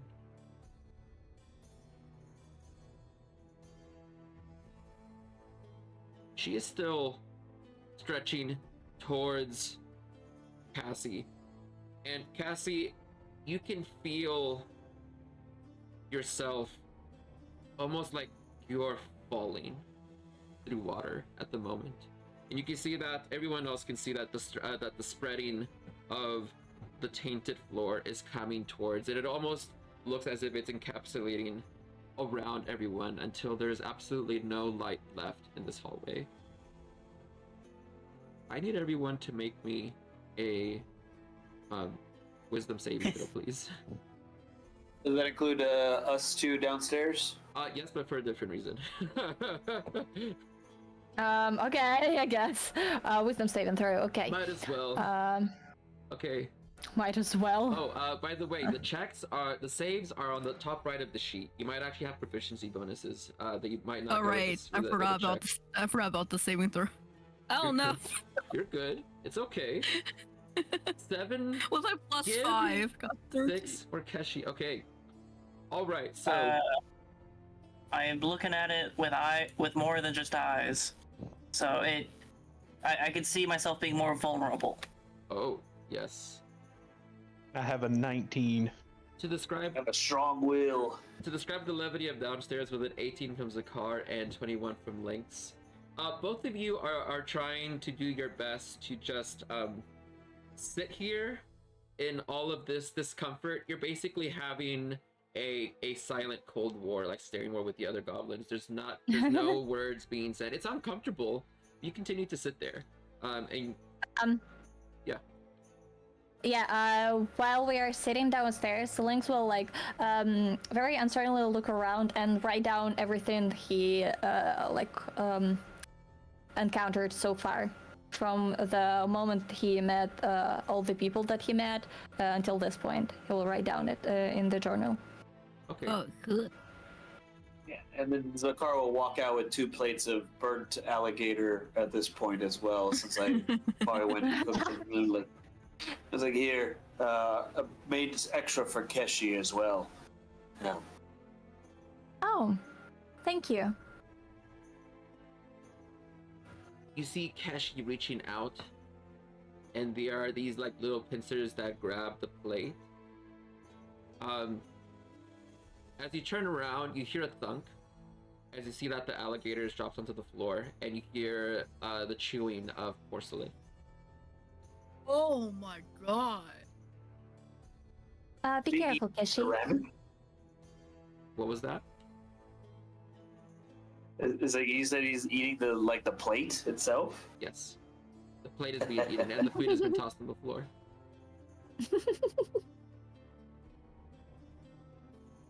Upstairs, 13 for Ambrose, 7 for Gib, 19 for Cassie. Can we roll for Sapphire as well? Yeah.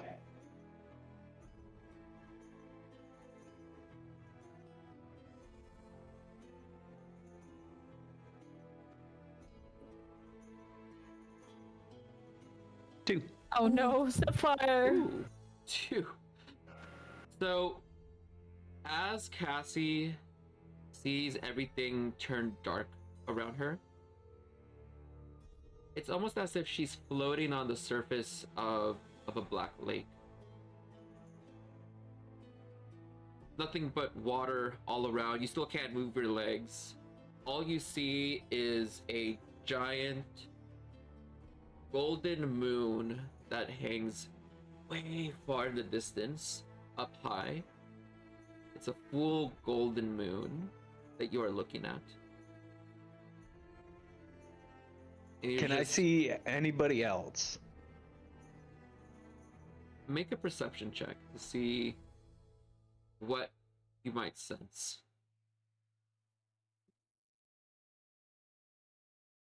An 18. Okay. 18. You are turning, looking. You look in one direction, you see nothing but an endless black lake with a golden reflective surface that stretches for you don't even know how far. And you look another direction and it's the same thing, and another direction. You don't see any land at all. And as you're looking around with your broken legs, by the way, so you're like using your arms to basically paddle yourself around as your legs helplessly just drag behind you. Oh my goodness. You finally catch sight of something very far in the distance. You can see that there is what looks to be a very tiny beam of gold and purple light that is coming from, gosh, maybe like a couple of miles away as it's approaching quite quickly. And you see that it's incrementally getting bigger and bigger and bigger. What do you want to do? I'm gonna start swimming toward it then. Shorten the distance for it. Because if something's coming to either harm me or help me, I'm going to face it head on. So because you're gonna have to swim quite far, and for so long without legs, by the way, without legs helping you propel yourself forward, I want to ask you to make 2 checks. The first one is an athletics check with disadvantage, because your legs aren't going to be able to help you, so you just got dead weight. And the second one is for how long your stamina will actually keep up before you start to drown. Oh, and that is a nat 20 and a 14. Wow. Swim, says Lion. You can roll again if you like, and roll one more to see if you might.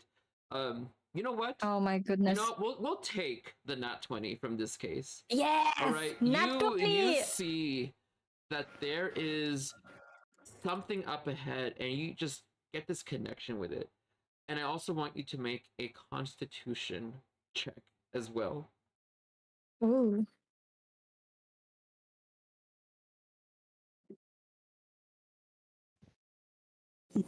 $17. Ooh, nice. 17. Okay, so you are swimming as fast. You never swam so desperately before towards this light that is heading towards you, and you are trying to do your best, your head barely keeping above the black water as you're going. You sometimes go down a little bit, take a little bit of a break, and then continue to go, trying to swim for your life. It feels like you're swimming for hours through what seems like an endless expanse of like nothing. And you can't see a bottom or a top to this or an end to any of this, but you do see that you are getting steadily closer to something that it's almost like you've known this entity for like your entire life. And as you swim and swim, can you please make me a perception check to see maybe what you might glimpse at first as it gets a lot closer? A 19. Oh my Oh my goodness. god. Nice. Your You are rolls. rolling so fucking high. Ha, ha, ha. So He doesn't as, want to be Sorry for paralyzed, right? combat. as you get closer, you start to see that there's a form to this light. It's not just the light. You start to see that it is, first off, a lot bigger than you are. All about maybe like 6'3". You see that there's long, flowing, bright auburn hair. And you see that it seems to be someone riding on top of a horse, as you see the horse is like very slowly moving towards you, running on top of the water, but not in the water, but running on top of the water. And you see that trailing behind them is ripples of gold coming from every step that they take towards you. You can hear the hoof beats echoing in the endless expanse. And as it gets even closer, you start to realize that it's not a woman riding a horse, but it is a woman's torso connected to the body of a horse. You see this extremely muscular, Olympian, like leveled, decked out centaur just running full speed towards you, maybe like 70, 80 miles an hour. It's pretty fucking fast. But you can see like the sweat glistening on the surface of the skin and the massive veins just coursing blood as they are running full charge towards you, wielding a spear. They're Oh my they're goodness. also wearing Uh-oh. like gilded gold on platinum armor.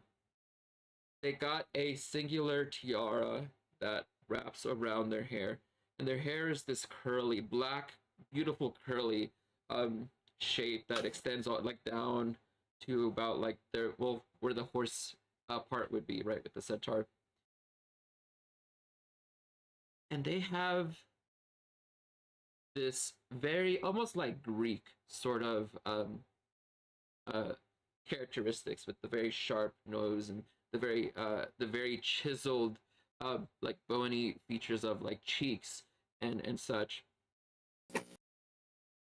You also hear another sound in addition to the actual galloping of the horse, and you hear bagpipes playing from the direction of the centaur as well. And you realize that there is someone riding on the back of this horse. And as you look closer, you see like the green skin of an even larger creature, an ogre. Oh, sorry, a half-orc that is riding on their back, playing bagpipes while this centaur is running towards you. Oh About my like god, what a 50 picture. feet away, this majestic, beautiful creature has one flaw in its absolutely otherwise perfectly like cut out of marble features, and that is that the eyes are looking in two different directions. All right. Yes. The drums Now- of you feel like the drums of war are resonating inside of you. What do you want to say or do anything in this entire time that this is happening? What's going on with Cassie? Just seeing this depiction of such a otherworldly, majestic creature, coming full speed at you. So Cassie, seeing all this happens, tries to continue the pace, but is grown. Even with everything that she has done, is growing exhausted, and is having a very difficult time processing everything that's coming through, to take into account for the countless swimming, not being able to feel our legs, not knowing where my friends have gone off to, and now seeing this being. I believe that I'm actually already have passed away and have died, and that I'm swimming in the entity of Sapphire. And so I just start panicking, and I'm like, no, this can't be. This is Sapphire. And then I just start trying to scream out for Sapphire, and being lost in that conscious moment of everything going on. You scream out for your dear friend, and instantly, where like the lake maybe once was, or the ocean was once calm, you start to feel rain starting to pour from nowhere, and you feel it washing down on you, and the water begins to like swell, like rise and swell, rising and falling. Can you give me another athletics check with disadvantage? Yeah. Oh no.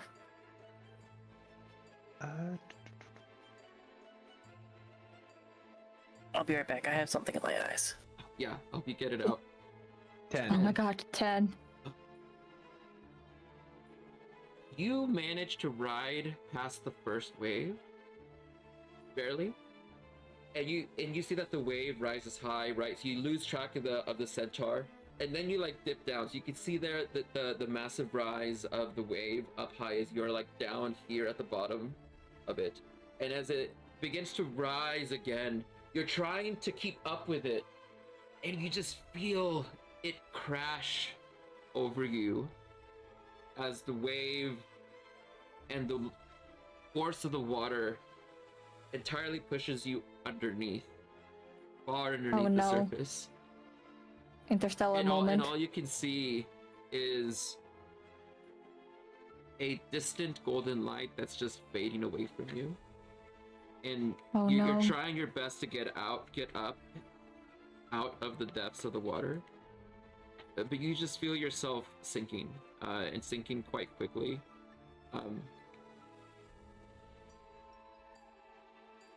There isn't any help or familiarity as much as you are reaching out with desperation with every single bit of your being to have something to grab onto. There's just nothing there. Nothing but you and a bottomless depth that you're not even sure where it goes to or what's going to happen to you. You feel yourself almost fading away.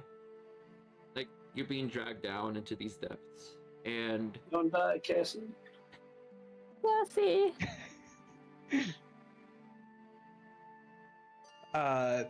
So feeling all of this emotion going through me, I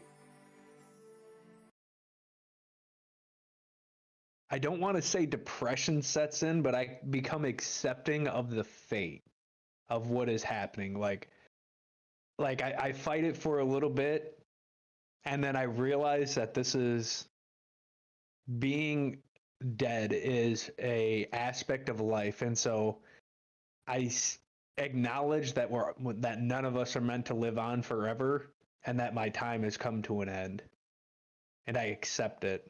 I start to I let the depths sink in. I stop fighting the current to go back to the top side, and I let the feeling of not existing anymore become the reality. Cassie. Right before break 2. Oh no, the cliffhanger. Well, I guess we'll have to find out what happens after you close your eyes and you just you accept No, Cassie, you, Cassie you can't die. accept what you knew was going to happen eventually, and everything just turns black as you close your eyes to the light that was approaching towards you. And we'll be back after a 10-minute break. Oh my god. Oh goodness. Wait, is Cassie dying here? Like, wait a second. The first death of Rappan I Athuk. hope not. I hope not. I We'll hope see you that, guys in 10 minutes. it's I'll put a safe. poll up to see what the audience thinks is happening. Oh my I hope god. Gib can save her. 10 minutes. Okay. See you soon. We got 10 minutes? Okay, I'll be right back.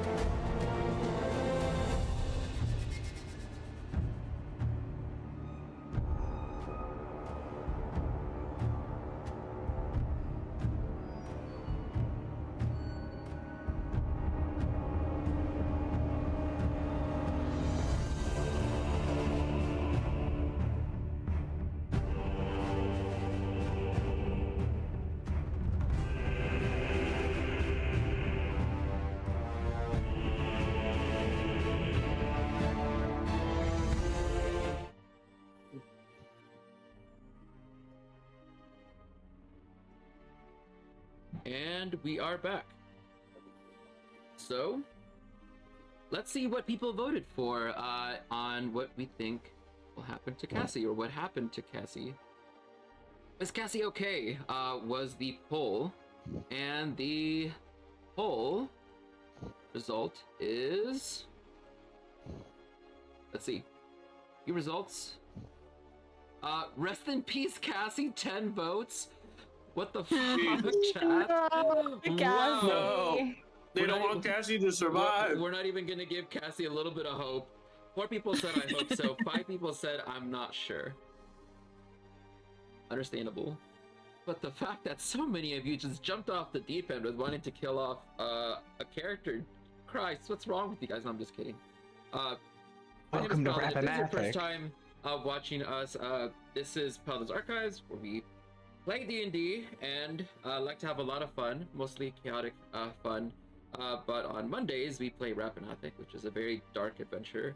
And we just got back from a break with Cassie really having succumbed to the depths of what could be described inner turmoil, in a sense, with a fleeting bit of hope. Although there was some kick left to survive, Cassie just accepted what was to come and closed their eyes as they delved deeper into a fluid that just feels heavier the lower Cassie sinks. What would be some of Cassie's thoughts as she's letting herself fall into the depths of the unknown? Falling into the depths of the unknown, Cassie would think back to the good times that she's had with friends. Would think back upon the times of she's made with her new friends, making the jokes and dancing around the tables, and then also the special moments she shared with Sapphire.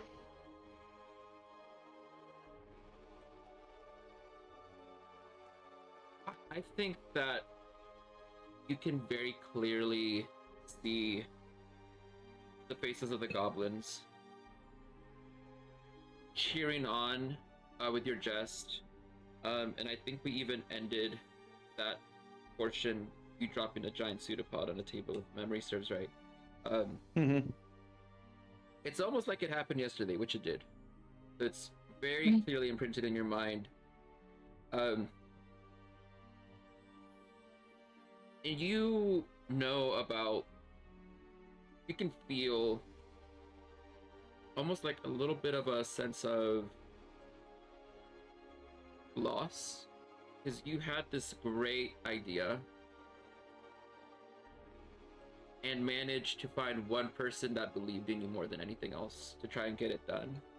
And they've always been there for you, but now it just kind of seems odd that now that you're separated from your dear friend Sapphire, that they're not there anymore, or that you can't sense them as you're drifting off who knows where.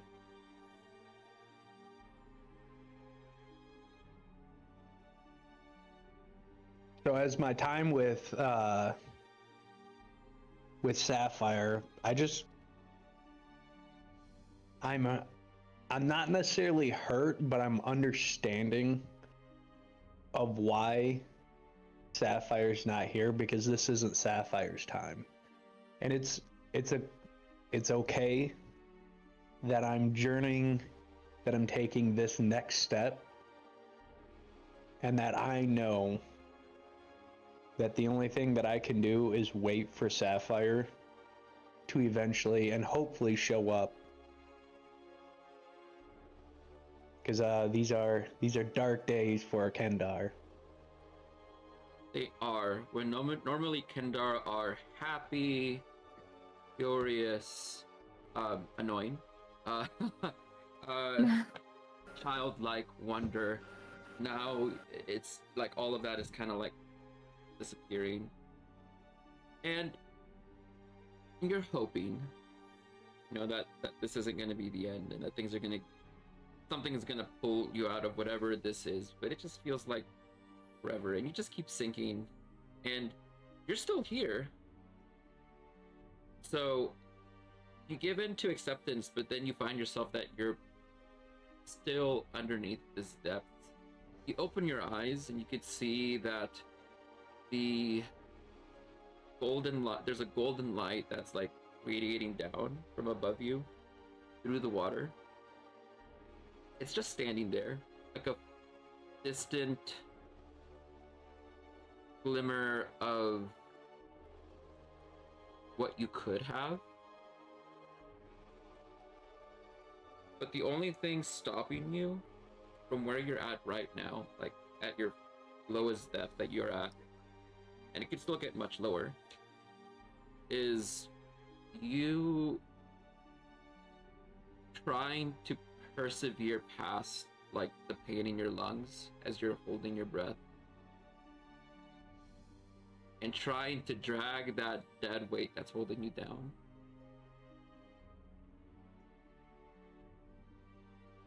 Within these final moments, can I do like that, like I take this all back, I'm not ready to die yet, and do like that like sprint? Like I know I can't like sprint with my legs, but like pull everything that I can to like muster and try to reach back to the top. I will let you roll if you can convince me of it. If Cassie really does want to live, what is it that Cassie has in her that would push her try to reach an insurmountable challenge that she might fail at continuously and painfully put herself through it and not give up? What is it that Cassie has like inside of her really? Or has she always just been someone that has always been full of ideals but no substance to back it up? And it looks like you only got about 20 seconds, or like about a minute or two, I think. By the way, this is the timer. The hourglass is running down, so you don't got a lot of time. So what it is, it's Sapphire. It's the love that she has for Sapphire, because coming from the Kendar family, everyone was always based about being, inside of each other's personal business. Sapphire was the first one that allowed for Cassie to be inside and actually have that love and trust for someone. So Cassie's like, I don't want to leave Sapphire alone. I want her. I want to be with her. I want to be there for her. She believed in my goals of not only building a community for myself, but she respected that enough, and I can't give up on her for this. I understand that maybe I'm not going to overcome this. I know my goals are lofty, but that doesn't matter. I have to take this into my own hands. I'm going to do everything that I can to be there for her and for the community that she believed that I could build, because she trusted me not only with her personal secrets, her knowledge, and her language, but she also allowed for me to take control of her, and she allowed for me to live vicariously and metaphorically and physically inside of her. I can't give up on her just yet. I have to be there for her. I'm going to be there for her. And if that means that she's going to be me for the rest of my life, if these legs just don't work, that is okay. I know Sapphire is going to be there to hold my hand and be my legs for me in the darkest and deepest times that I could possibly come across. I know she's going to be part of me, and I know that I need to be a part of her. I can't just give up on her like that. Well, I guess it just kind of comes down to one roll, and I see that you push a spell along with this. Did I? I didn't. Give cast command, I think. Oh no, maybe just trying to read it, but I thought it was you, but sorry. You're muted, Lion, I think. Yes, you're muted. Lion, is there an intention behind trying to Oh, cast? sorry, I was muted. You're good. Sorry, I was muted. Yes, before you put in your change of heart, I had put in the command, and I was muted, so that's why. Gib was scrying and seeing that you're slipping away, issued the command to come back, return. But that was before your wait, I do want to live thing as well. So I can rescind or just burn it and hope it helps. You know, I'll leave that up to you. You don't know what's gonna happen or if it'll work. So you want to see if maybe you might be able to reach Cassie in this otherworldly place or not? Yeah, I failed my whiz save. I'm seeing the dark. Okay. And it's always failed me before. Let's go. It's always failed you before. Yeah. Oh my god. Cassie gets a lot of inspiration. How many inspirations did Cassie get? Two. At least two. inspirations for 3 Cassie. right. Plus I you have got 3 right now. Plus you got possible help coming from Gib. Gib, I want you to make your a spell check, which I think for you is wisdom, right? Yeah, for your spell. Arcana. Yeah. Arcana. You're a cleric, right? So you use wisdom for your spell casting. Yes, for spellcasting is wisdom. For like knowledge stuff isn't. Yes. So go ahead and so use just a flat wisdom. a wisdom check with proficiency. So you can make a spell attack roll, which is going to be the same thing. Mm-hmm.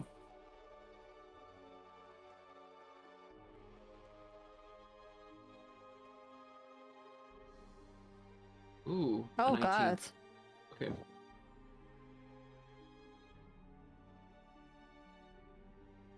Cassie, you feel you're swimming up. You are not giving up on your ideals or your friend who had believed in you when no one else had. I mean, your entire family quite literally kicked you out of the village, all 200 of them. But you feel like some soft hands kind of like pushing up from like below. And you're ascending a bit faster. If you want to, you could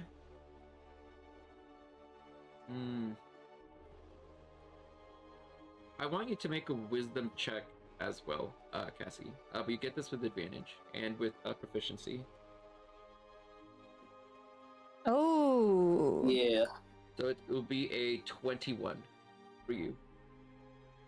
Okay. Cassie, you find the strength in yourself, a reason to just try to keep pushing forward. It doesn't matter what the motivation is, whether it was anger or fear or happiness, but you find one thing to just help keep you going, and that thing for you is the things that you believe in, and also having someone having believed in you that you want to be there for as well, even in your broken Sapphire, state. my true love, I'll be there for you. I'm not leaving you, Sapphire. Not in the hands of those delinquents. Hey, she's in good hands. No, she isn't. as little spiritual Gib is pushing Cassie's broken body upwards to the surface. Cassie, as you get closer to the light, the golden light that is peering down at you, eventually you finally do break the surface. And you feel the warmth and the energy that like washes over you, standing so close to that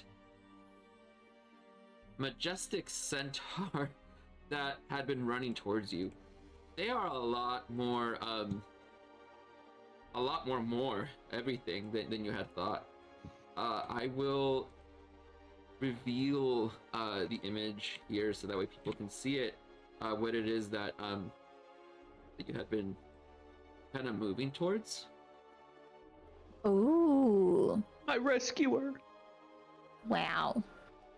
You see that a lone, well, not alone, but a well-dressed, powerful being is standing above you. There's a Thank you. silence that kind of pervades the air as you're staring at each other. And as you say thank you, she looks down at you. She blinks one eye, then the other, as her eyes are still looking in two different directions. Oh my god. You did it all yourself. All I did was show you the way. Everything else was you.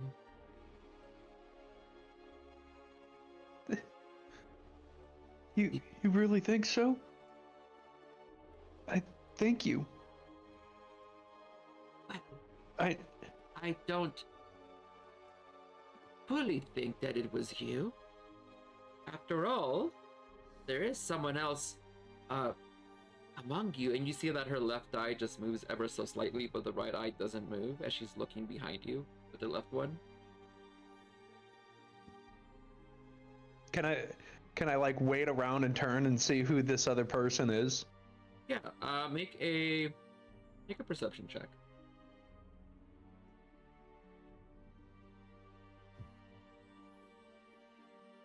Oh. Finally, my bad rolls come in. I'll let Lion decide if a 12 will allow you to see him.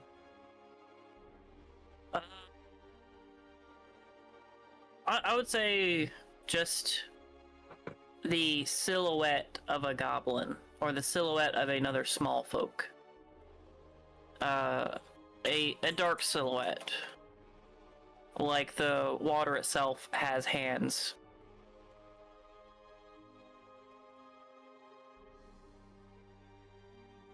I kind of like just see the silhouette and I reach out and I'm like, thank you for all of your help. And the silhouette whispers, "Return."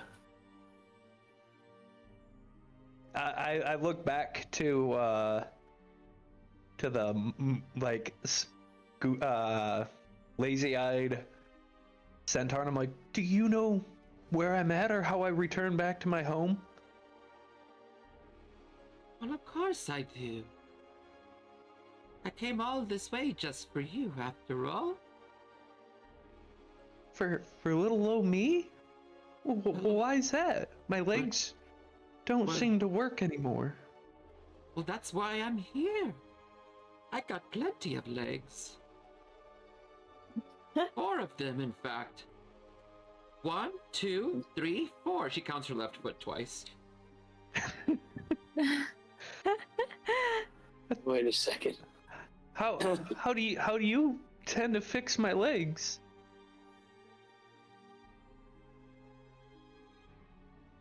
Well, let's start with introductions. I'm Callista. What's your name?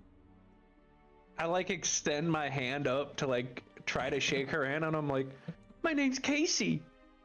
Nice to meet you. Would you like to join our community once I make it back home? Where's home? Where's that at? Well, last I knew I was in this place called Castle Kalaland, and we were helping these nice goblins out, and well, my friends, they came back from this place to deal with this lady. Her name was Jedra, and we were helping them, and she... Castle Kalaland? I did. Have you heard of it? I'm from there. Me and Boba are. And you see all of a sudden, you didn't notice him before, but there is this like 6'4" orcish figure that appears from behind. He is wearing studded leather, and you see him holding a set of bagpipes as he is riding on her back. He is absolutely vicious looking. Oh my goodness.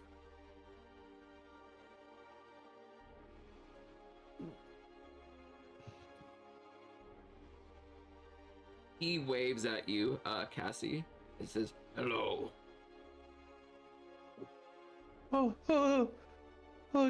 Nice to meet you.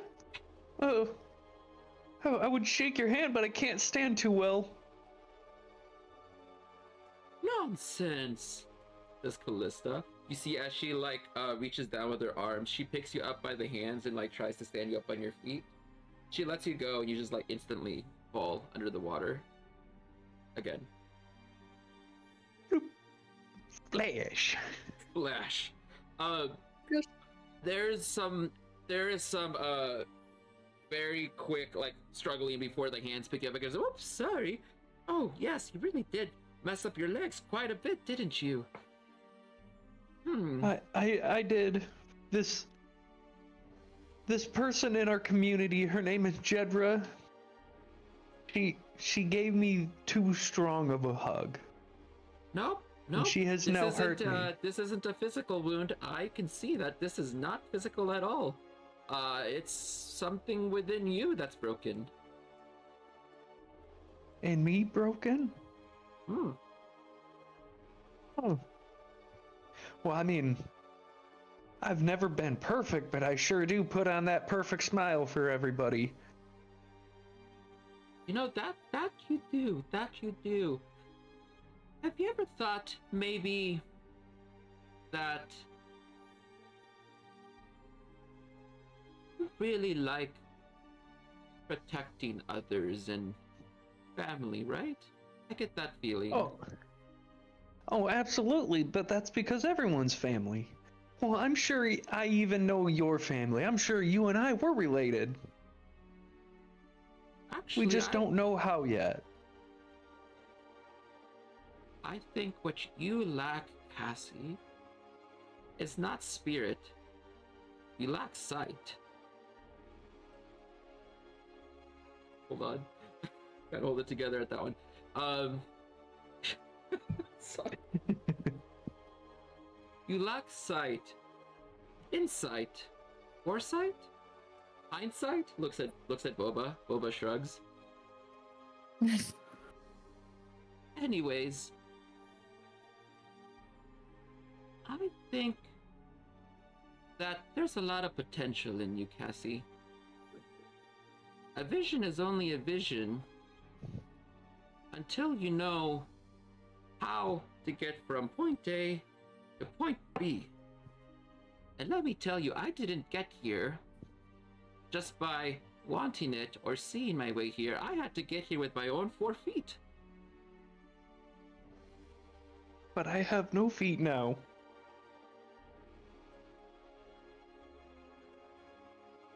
There's going to be times when there's going to be darkness from the light, transitioning back and forth. There's going to be times where you're tired, times where you're well rested, times where you just want to quit. But I tell you what, if I could help you, I think that I can give you the capability to see things that others can't see in themselves, and a way to protect others, and being able to exist in this kind of place and help others just as I'm helping you, and how your friend is helping you as well as that one.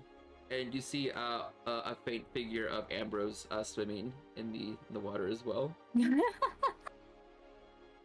Well, I would do Sorry. anything for that.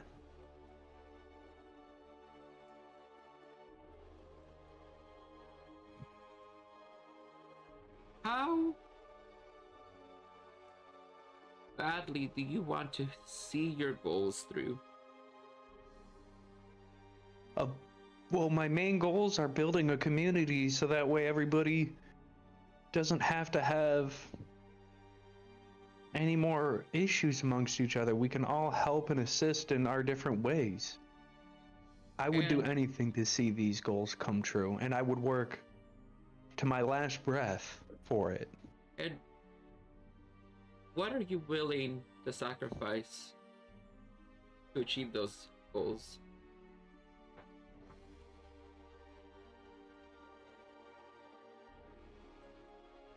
I would take the necessary precaution sacrifices for that.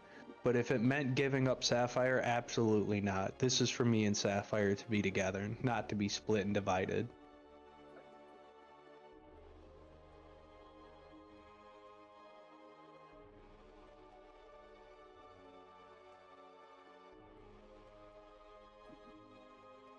So you're doing this for Sapphire then?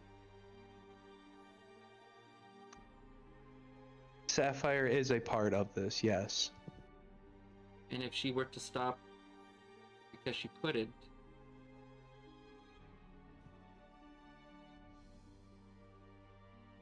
then I would find a way for me and Sapphire to continue. I would search to all ends of every plane of existence.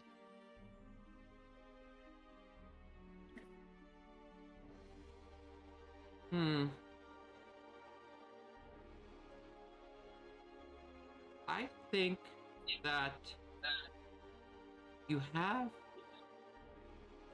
a noble cause, but you're doing it for all the wrong reasons.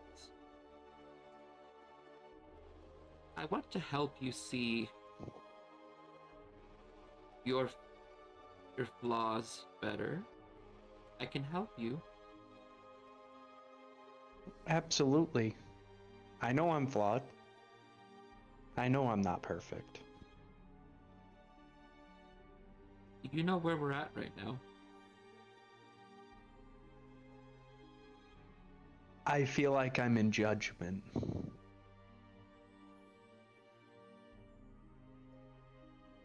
I guess that's not too far off. Looks at Boba. I'm sorry, I didn't mean to laugh. Okay. Boba, I mean, I tried to look for his picture. I couldn't find it. I was like, oh, where is he? I mean, what was he? He was like half bard, half barbarian or something. Yeah. Is it he the was half elemental? bard, half... He was an amazing character. Oh. Anyway. Is it the elemental plane of Miracle Whipley? Well, there's no mayonnaise here, that's for sure. And I like how I feel like I'm actually in the judgment and like... So this is like inside. Casey feels like she's like deep down inside. I feel like I'm not stuck, but I'm trapped inside of Sapphire. Yeah. And she's like done an absorption of me. And I'm seeing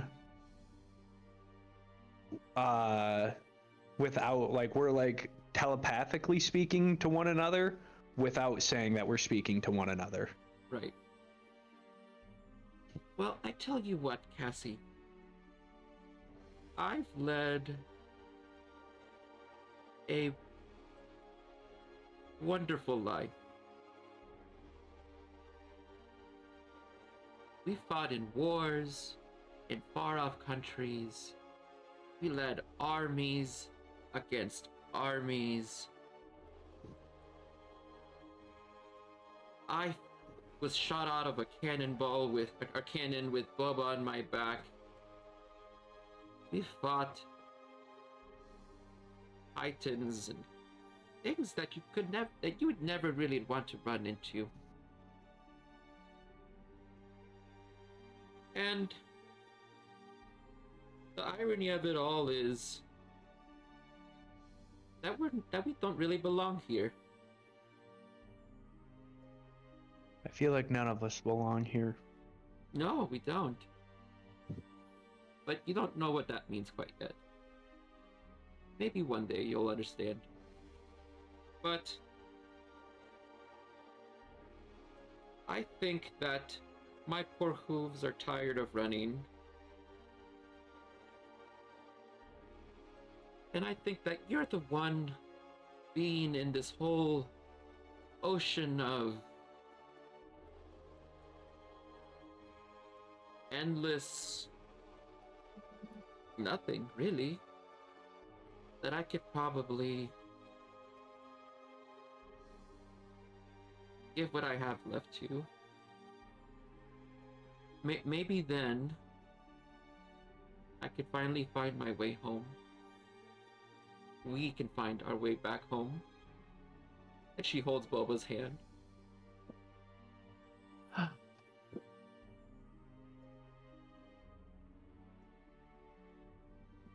Are you blessing me? Am I being blessed right now? I don't want to be here anymore. And the truth is that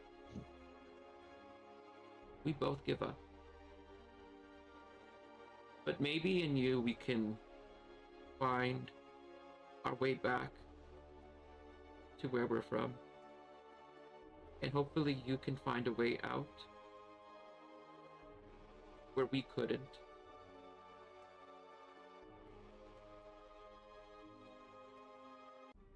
You and your friends at Castle Killeen, I'm sure that it's no coincidence that you had came from there. And also kind of weird that Jedra is alive again. Was Jedra good in your timeline? She was an evil bitch. We had a whole religion of mayonnaise. Oh my god. And the lore. Of mayonnaise The lore. and she was doing all sorts of perverted, mutilated things with dead bodies and laying in them. But then one day when we were fighting her, we walked through a door. And then we were in a battlefield. Now we're here. Anyways, I'm tired now. So you can have my legs. And Boba, you see him, he also gives you his legs. There's 6 legs that are coming at you, Cassie. Yes. Separate legs? The last thing that you hear from Callista is her telling you to find your way back home and to use her sight so that you could see things where other people can't, including the things that are inside of yourself that you don't know yet. So all of that exposition just to say that you gain a level in Twilight Cleric as you take her soul inside of yourself, because you did die. So you could take her soul instead, and Boba's. And they could both live inside of Cassie as Bard and Cleric, as Casey is also coincidentally a Bard and a Cleric as well. You get to take both of their souls. Oh my god. Yes, that is amazing. So Cassie's like swimming around. I feel this, I don't want to say like urge, but like as I look in toward myself, can I cast Eyes of Night? Absolutely. Which give me... Yes, absolutely. So I cast Eyes of Night on myself under picking up the Cleric feature. And would you say that within 300 feet of this darkness that I could see like the doorway out? You realize that you never left Castle Kalalan all along. You're still standing there in the hallway. Actually, you're laying inside of Sapphire still, and your friends are like almost standing zombie-like around you. you realize that you were basically trapped inside your mind, almost like whenever you have sleep paralysis and you can't wake up, but you know you're asleep. You keep having that recurring repetition of, oh, I'm awake, no, I'm still asleep. Oh, no, I'm awake, I'm still asleep. And you realize that no, you are still here. And with the sight, you can see beyond the veil of the darkness to realize that your friends have been here all along. You can literally feel quite physically like Gibb's hands like holding you up, trying to, like, in slow motion, like helping you steady yourself, trying to help your spine come back together. As you see also that Jedra is like putting a hand on Sapphire's plasmoid body, which is affecting him and her and you. What is Ambrose doing this whole time? I don't know. Ambrose stands there like the half elf that he is. With all the force of nature, you slowly feel yourself coming back to you, and everyone else kind of as well, as you kind of like lifted out of this other dimension. You see everything recede back. Meanwhile, those of you downstairs, by the way, have absolutely no idea what the fuck is going on up there. Yeah, Absolutely we're eating our no burnt clue. alligator, trying to see if we can get the goblin. Every now and then you see Zakar like purposely trying to make some of the other goblins like flinch, you know, trying to get some rise out of them.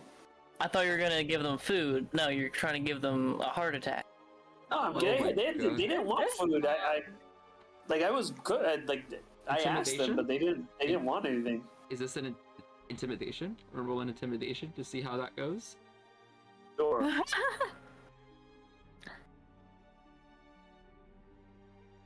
I mean, Lynx probably would like wander around the dining hall and walk into the kitchen to try and like look for like some unusual spices or of some sorts. They have all the spices. If you look in their kitchen, they have nothing but spices. Every type of spice. Oh my goodness! Even flour. They have so much fucking flour, and they don't even. Oh my god! They haven't used it at all. Can I take at least like a little bit of each of the spices? Yeah, they have too much of it. You can absolutely take some spices. Okay, I will take like, yeah, a little bit of each. Not all of it, but a little bit of each. Hold on, I gotta Google how many spices are there. A lot. 2.1 million spices. Oh boy. It's a little bit too much for kitchen, I guess. Oh wait, sorry. It auto corrected and it thought I was trying to say species. Hold on. Oh Spices. my goodness. 300. Whew. I was like 2 million sounds like a lot of spices. 200. That's a bit more reasonable. Yes, you get a little handful of. You get yourself a little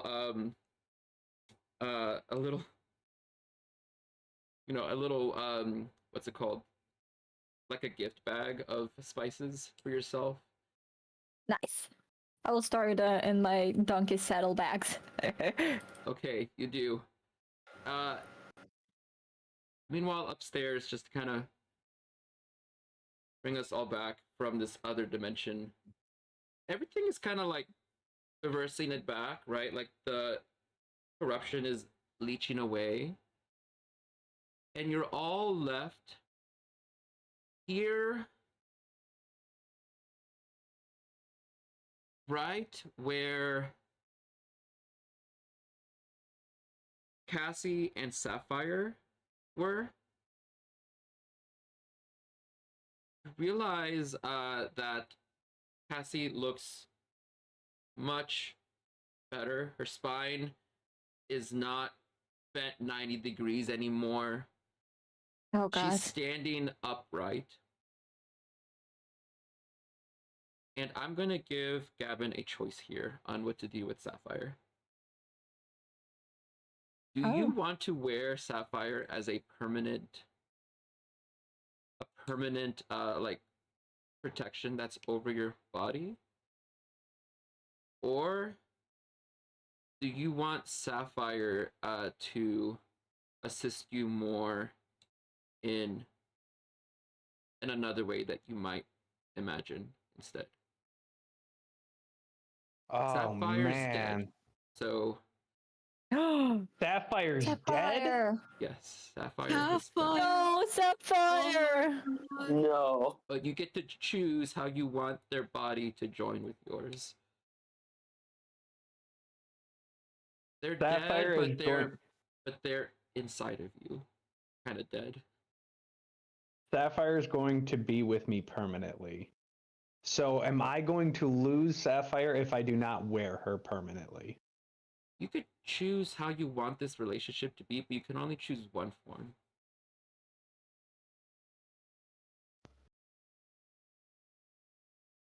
Oh.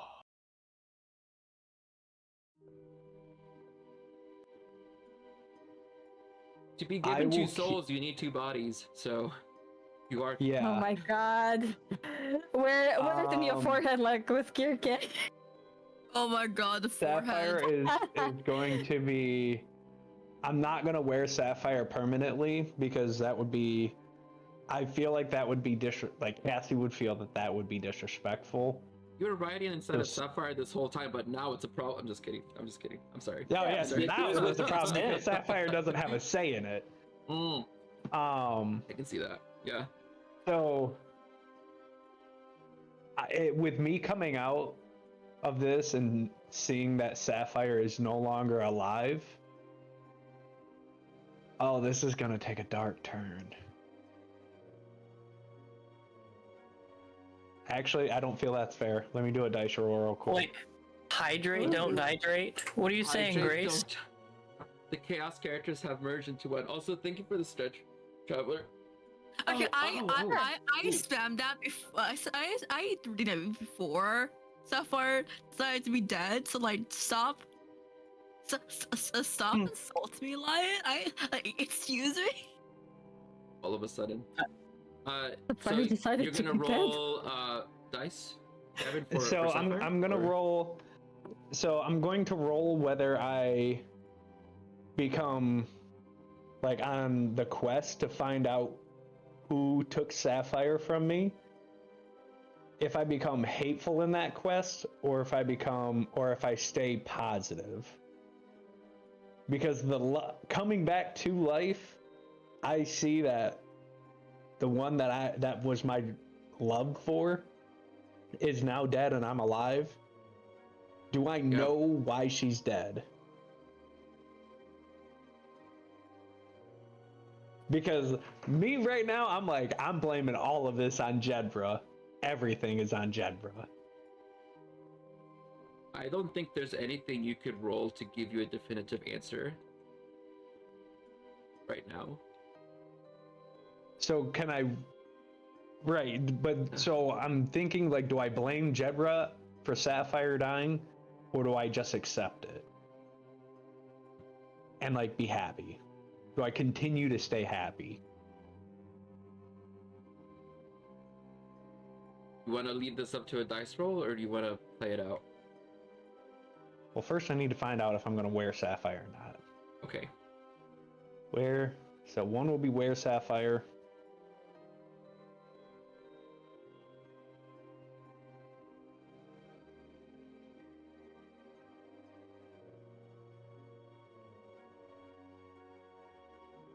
One is where Sapphire, two is other? Yeah, one is wear Sapphire, and then two is not wear Sapphire. Okay.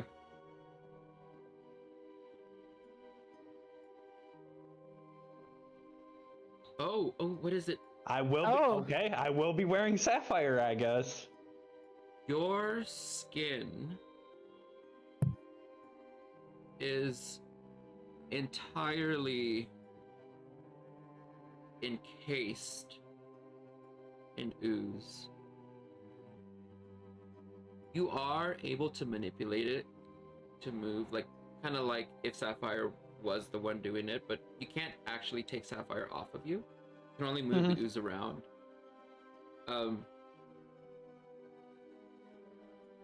And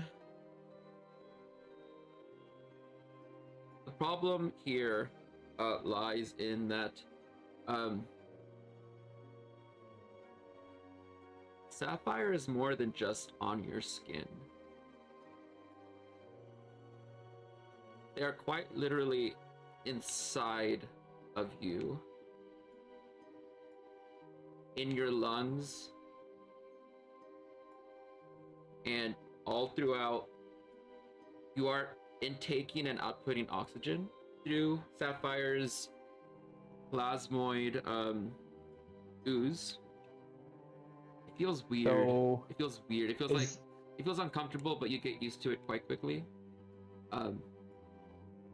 And so will this mean that I Uh-huh. pick up all of her features, like the hold breath, natural resilience to like acid and poisons, as well as shape self? well, And according plasmoid? to this, your Or wheel of pseudopod? chaos, it says that that you are going to combine your body with your closest friend. So I guess so.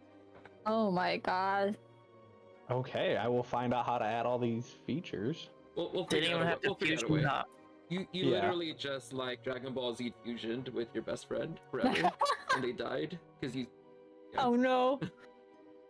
Sapphire. You don't know how this happened, who it happened. The only thing you see and feel is Jedra's hand being released from you, and everyone else can see like this transformation occur as the magic is receding away up her arm. You see that the engorgement of her veins flatten back out again. You see the sigils slowly disappear from around her head. As she stops chanting and she opens her eyes, you see her eyes kind of like revert from this bloodshot red, almost like pure blood, like blood vessels had just flooded her eyeballs, back to like their normal soft hazel color. She stands there staring at you, Cassie, or Cassfire. I don't know. Does this deserve a name change? Oh yeah, I'm definitely becoming, and I'm no longer Cassie Calliope. I'm just going to be, I will come up with a new name. Give me just a minute. Give it some due time. You are just now being reborn, essentially, and not only with your friend's body, but also with the souls of two people that used to be here before. So Oh my there's goodness. a lot going on with you right now. I will give you some space to figure it out. Okay. So, but and Gib and Ambrose, you're watching this, and you see Jedra kind of pull her hand back a little bit as she stares and looks up at the rest of you. I'm glad you're doing better, Cassie.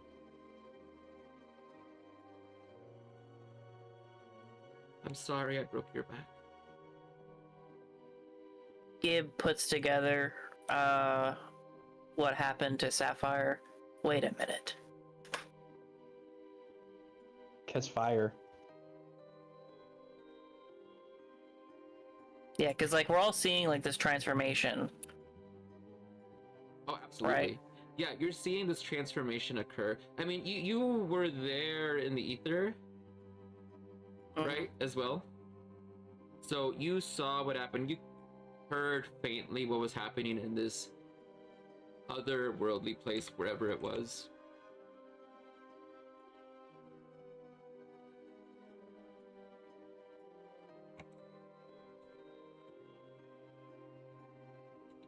The silence. Gib pervades the... Yeah, go ahead. I was say Gib has built up animosity with Jedra over the course of the past 4 hours, basically. Oh my god. Oh no. Really? Okay. How do you want to display Oh. this animosity in any way? Oh. Oh. He, Oh, you're he gonna slug- punch her? he slugs her. Oh my god. What is going on here, Jedra? Is that your attack roll? Yeah. It just like a, what are you doing? You know what? You know, like a, Hey, Jedra ain't no bitch. yeah. You missed your attack, and she's instantly gonna try to fight back with hers as well. Oh Yeah, god. Is this? Are we rolling for initiative? Oh my god. Maybe. Maybe Oh, she. oh, She's more than that 20. You come up to hit her, and as she's older than you, Yeah. you're not gonna catch her off guard like this. She's been through some shit, so have you, but she's been through more. And so as you try to come up and give her a good strike, right as you like are reeling back, you feel her already having punched you with her other fist as your body like rises up 5 feet into the air, and you land backwards over Ambrose's head, and you roll back behind about 15 feet. And she says, to you, I cured Cassie. It was either that or Cassie died. Would you prefer that she died? I thought we were a family. You broke her back. He says, rolling over. Then you bring us up here with your strange conjurations pulling into... You looked too far into the veil, Jedra. You didn't know what you were doing. You didn't know who you were conjuring. You didn't know who you were talking to. It's not my fucking You killed fault. Sapphire. It's not my fucking fault that child doesn't drink her Orcus milk, okay? Her bones are weak. Oh my god. Literally blames it on not drinking enough milk. Oh no. Gib, like, you know, kind of standing up. I don't know what you pulled from there. I don't know if the stories I heard, it isn't natural and it isn't right. You said we serve the same source and we operate the same way, but we don't, Jedra. And Gib, you know, now fully standing up, and wipes, you know, the blood off his lip. He goes, and he continues. You gave in to the first strong power that you saw, and you keep meddling with powers that you don't understand. You don't get to You're stand not a there. smart cop. You don't get to stand there and judge me, kid. When you forsake your duties,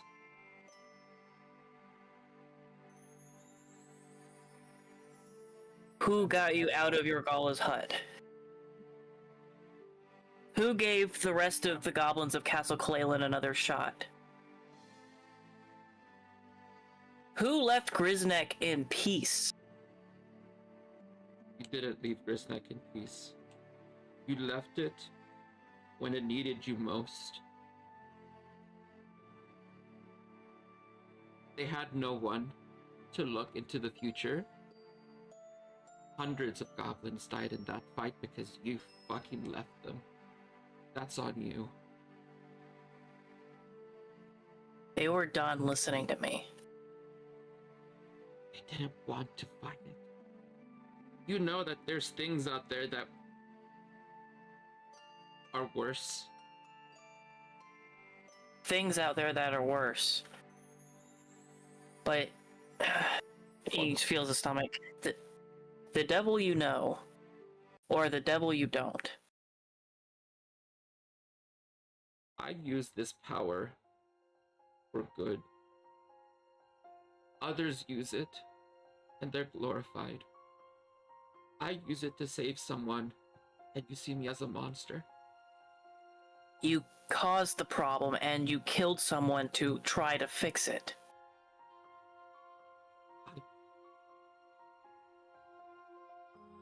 I made Cassie better. You marched into Yorgala's hut withholding information that would have been fine to share. I wouldn't have judged you. But in your arrogance and thinking you're a smart gob, you're gonna go in there and make demands of a greater power, another that you meddle with, without forethought, and risk the lives of the rest of the goblins here. You don't know what my plans are. No, I don't. You know what mine are? Because I trusted you. Maybe that was your mistake. Maybe I thought goblin happiness. Maybe I really wanted to buy into what you were saying. That we can just vibe, as says. I still think that what we're working towards is possible, but there are forces out there that, if you even just give them an inch, they'll destroy the whole fucking mountain that you have and leave nothing left. You know that. And seeing that mark on your hand, you're nothing but a tool. How can I trust you? The difference between my mark and your descent is I have a time limit. I made no deals. I made no trades. None of us made any accords. We were marked when we entered. It is a curse mark. Otherwise, you wouldn't have tried to offer to remove the curse beforehand. You don't know what I did to get here. I don't know. And I think that maybe if you want to try and kill the goblins here. What the hell are you even talking about? I don't. You're the one endangering them, Jedra. You are the biggest threat to the goblins of Castle Kalalin. That's not true. Everything was fine until all of you had killed Boblin. We didn't kill Boblin. I saw him torn apart. And I went out By a there bird. and I fucking hung Yenris for what she did. She deserved way worse than that. Oh my god, the lore. The lore. The lore! No That's one why he comes was into my fucking house and kills my husband, whose baby I have inside me, and gets away with it. And I let the accomplices of the murderer of my husband into this house. And I forgive, and I try to meet some halfway with what I can, and it's not enough. Throw me a fucking bone here, Gib. Everything is fucked up. It's everywhere. I'm sorry, okay? I did the best that I could to save Cassie. I'm sorry that she just is so deficient in vitamin D and calcium. Oh my god. Gib, what the hell are you talking about, Yenris? What? You just really don't understand the depth of the shit that you're in, do you? I'm sorry that you got caught up in all of this. I'm gonna take Because Gib has no idea. I'm gonna take the goblins and I just don't want to see you for the rest of the day. My patience is growing tired, and I just don't want to say something worse that I would regret. Does Gib actually have no idea about the holding the interest? Yeah, no, Gib, like I said, all Gib saw was the bird tearing Boblin apart. Oh, so Gib doesn't know. Okay. Yeah, Gib has no idea. Is it okay if I make my dice roll real quick? Yes, go ahead. Also, I could... Oh no. Lynx Oh, and no. Zakar. Oh, two. Not happy to be conjoined with Sapphire. Oh shit. You are. Oh pissed. no. You are. Well, actually, you get to decide what unhappy means for you, but this is not a happy union. You and your bestie, and those two souls inside of you. You're basically a Frankenstein. You're a monster. Oh no. You're an amalgamation that is minority you and majority a whole bunch of other people that are not you. Right. Two souls in a body versus your body and a soul is more than you. You are less you than you've ever been. I'm 1/4 me now. I just see all of this going on, and like I like Casey. Well, Casfire now looks down at herself, and I'm like, I wanted Sapphire to be with me forever, but this is not how, Jedra. You've stripped her of her life in sacrifice of my own, and I've made 2 other souls along the way. I'm sorry. Boba and there was Boba and Callista. They've told me of your past doings. When you say Boba and Callista, she rears her head up. I know. I know. I know. But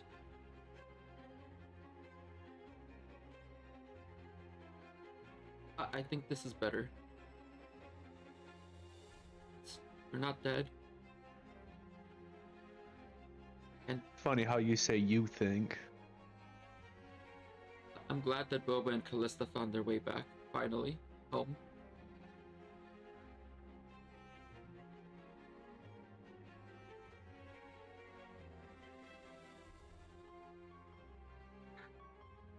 Sorry, I have to come down to this. And you hear, by the way, Lynx and Zarok?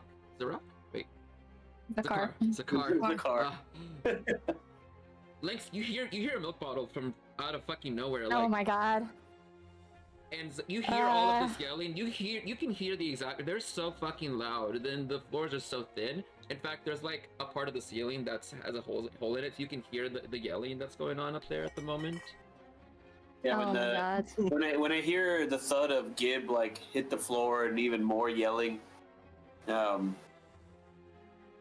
look over at Lynx and I'm like, you don't have to come up if you don't like, but I'm gonna go make sure that nothing else has gone wrong.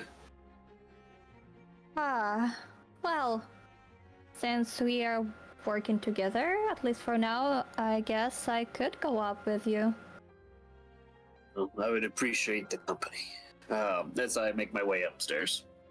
Both of you shimmy up the rope and follow the path around, which is really inconvenient and long, but you make your way there and you see like this conversation. You come in the middle of like where we just left off, basically. And you see Casfire, and you hear the declaration of how they don't want this. You have no idea what the fuck is going on. All of this is just like, you see that Gib and Jedra are going at it. Gib is like on the floor behind Ambrose, like holding his side. You see like, I'm not sure what Ambrose is doing, but Ambrose is there like in the middle of all of this drama. And I just looking at everything like tea. I Ambrose. Can I try like an assess what is going on? Like, what is the vibes here? Get an insight check. You're coming in on basically the middle of a fight that you have no context of. You know that Jedra, she is exuding many different types of. She's cycling very quickly between them. She's confused. She's worried. She's scared. She is also like hopeful and sorry. And you see that Gib is actually what would you say Gib is like? I'll let you guys describe your characters and what in your apex. Gib is just angry and disgusted. Go ahead. Yeah. Oh no, angry and disgusted, seeing what Jedra's did as just a perversion of how their power should be used. 3 more milk bottles. You hear the 4 Oh more my milk God. bottles. You can hear the clinking. Hey, Oh God. I look over at Ambrose and I kind of like do the What are you thumb doing, across guys? the neck. The thumb across the neck, and like I point at Jedra, basically saying, "Is like, are we killing her?" You know, with the motions. Gib waves a hand. No. There'll be no more death in Castle Kalalan this evening. Only this evening. This evening. Oh God. It's a small fair happening. No one died, Gib. They're here. They're still here. Right here. No one is gone. No one is forgotten. In fact, we did the reverse of dying. We undeaded two long lost friends. So you would say merging a dead body with Cassie is not dying? I would like to remind everybody, Sapphire is still here with me. Legend of Logomancy. Logomancy, Ramshackle. Hello. Logomancy, hi. Hi. Hey, hope you guys Bye, had a everybody. great, Hello, amazing stream. everyone. Welcome. Welcome to Rappan Athuk. My name is Paladin, and it's a pleasure to have all of you here. Thank you, Ramshackle. Hope you guys had a great stream. We're in the middle of an intense moment. And by the way, if you guys don't know who Legends of Logomancy Ramshackle is, he was a absolutely fantastic dungeon master in the third marathon that we just had in the winter. And he really is so good at his narrations. He's like, his descriptions are just so detailed and the flow is so nice. Definitely worth following. Let me do a shout out to Legends of Logomancy, and you guys can check out his content and see it for yourself. It really does speak for itself, because he does some really good streams. So let's give him a shout out here. And Legend of Logomancy. There we go. Thank you again for the raid. Sorry, I know we were right in the middle of Traveler. You said something about the joining of the bodies, yes? It wasn't me. Oh, was it? It was Grace? Ambrose. Oh, it was Ambrose. Okay.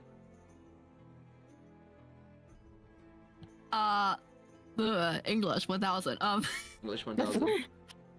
How to English 101. So you would say that Sapphire dying doesn't count because you joined her body with Cassie's? I didn't kill Sapphire. So she is dead. She is dead. Someone has died this evening. No one died. Sapphire is right here. This is not my doing. Can I insight check her? Yeah. Sure. I make my way over to Cassie, and I'm like, Cassie, friend, family, 21. how are you doing? I have my legs back. I have the ability to walk. And I've been forcibly conjoined with Sapphire, the love of my life, that I was going to continue to spread our goals and allow everybody into our community for. You but keep saying that. She chose this. I'm well aware didn't do of that. this. She chose this for you. The only person you have to be mad at is Sapphire for doing this. This wasn't the intention. Also, Lynx, you get the feeling that as you are watching, she's trying to make sense of it, and it's almost as if she is trying to convince herself that it's not her fault, but she's not sure about it 100%. And neither are you. No one really knows the truth of like what exactly happened. And least of all Jedra, but you see her grasping at straws, trying to go towards any sort of confirmation bias just to justify that this was okay because it wasn't her decision that Cat's Fire ended up this way. It was someone else's, so it's not her fault. It's Sapphire's fault. Is it fair to judge a dead person for what happened? Who are you saying this to? I say it to Jedder. Is it right to blame the person that is dead for what happened? You can hold people accountable for the actions that they've done, yes. And what exactly she did? She chose... Did she kill herself? For what reason? For what exchange?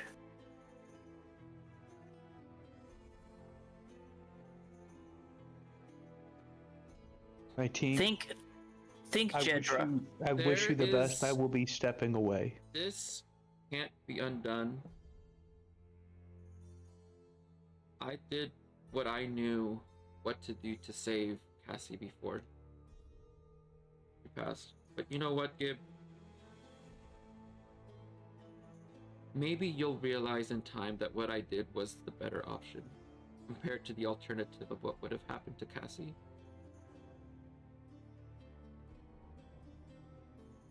I'm gonna go to my room. I have Az is in there. He's waiting for me.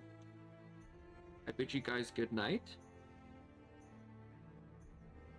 And she takes the long way around because the whole corridor, like, it's rectangular. She takes the other path to not pass by you at all, to go towards her room, which is about 40 feet behind you in the same hallway.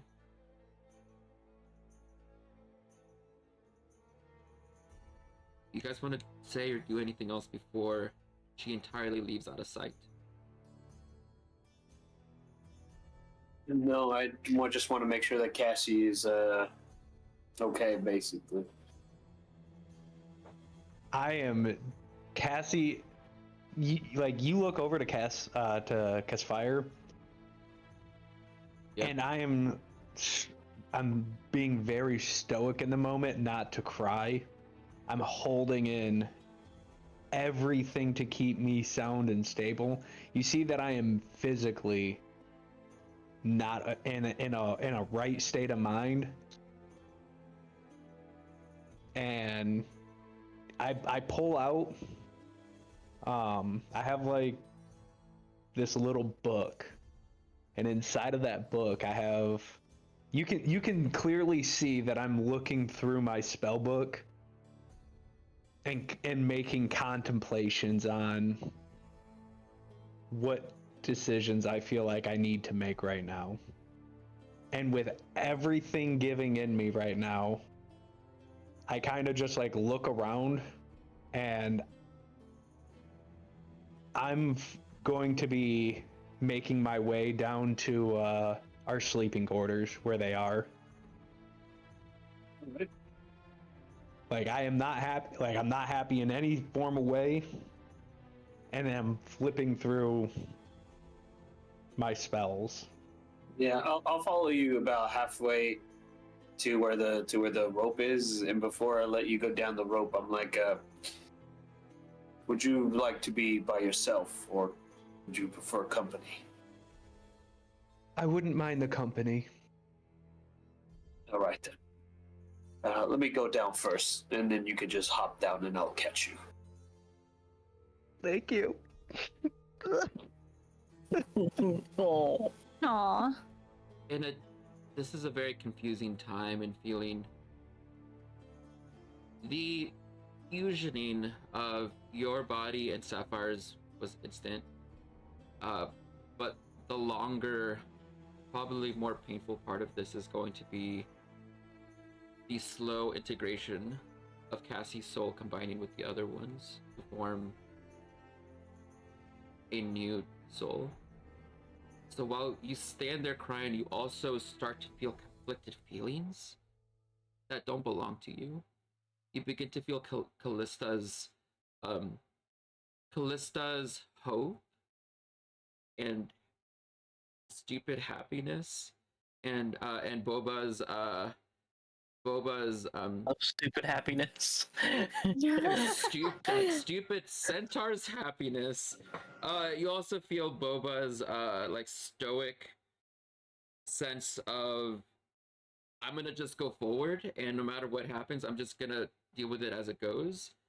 And these are just all like very conflicting, right? Like you feel like you have like this almost like identity uh like issue, trying to like understand what it is that you're even experiencing right now, because if you're feeling like three people's emotions at once, um while also understanding that like this physical shell that you're now trapped in is a reminder of, I mean, just something so profoundly overwhelming that it's just, it's almost numbing how much stimulus you have right now. And just like trying to gauge how you feel, like this storm is truly what is now defining your role in this party, because you are now literally chaotic inside and out, as this amalgamation of monstrous magic and personalities that quite strong, but it's not you anymore. And pretty soon you face the inevitability that you're going to become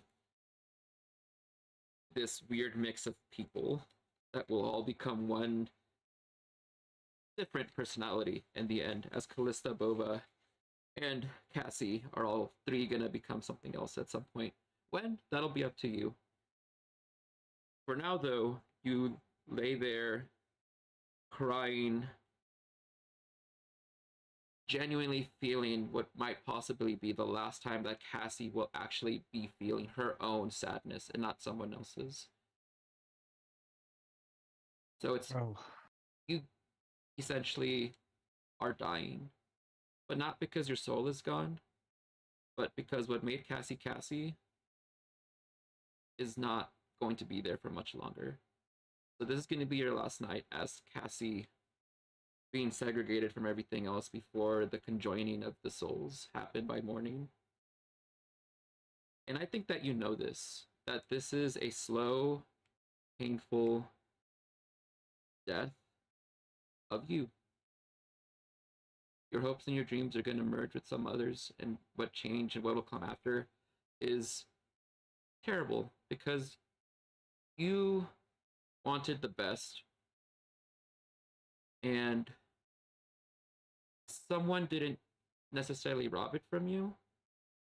They took you and they twisted you with something else to the point that you're just not you anymore. And it's unsure if this is really better than just having died with your spine broken and being unable to walk.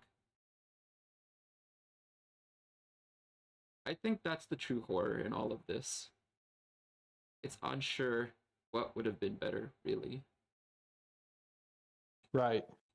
It's the I've for Casey's sake, it's the mixed emotions of losing losing the physical capability of being able to sit there and talk to my best friend at night. And like it was a running joke that me and Sapphire would be mechanized inside of each other.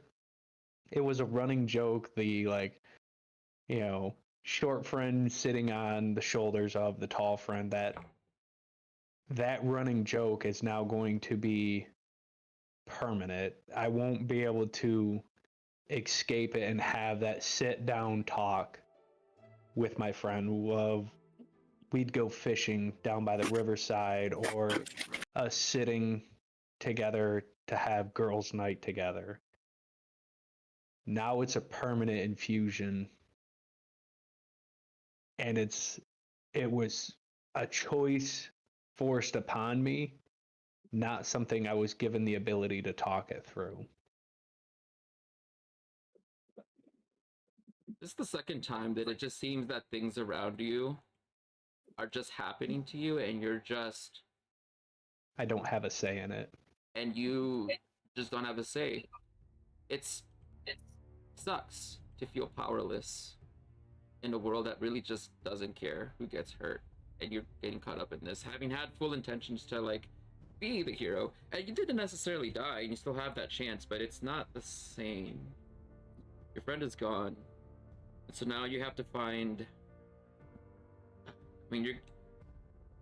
Can we like find a professional therapist in this world for Cassie? I think we might need to invent therapy for Cassie specifically, because this is fucked up.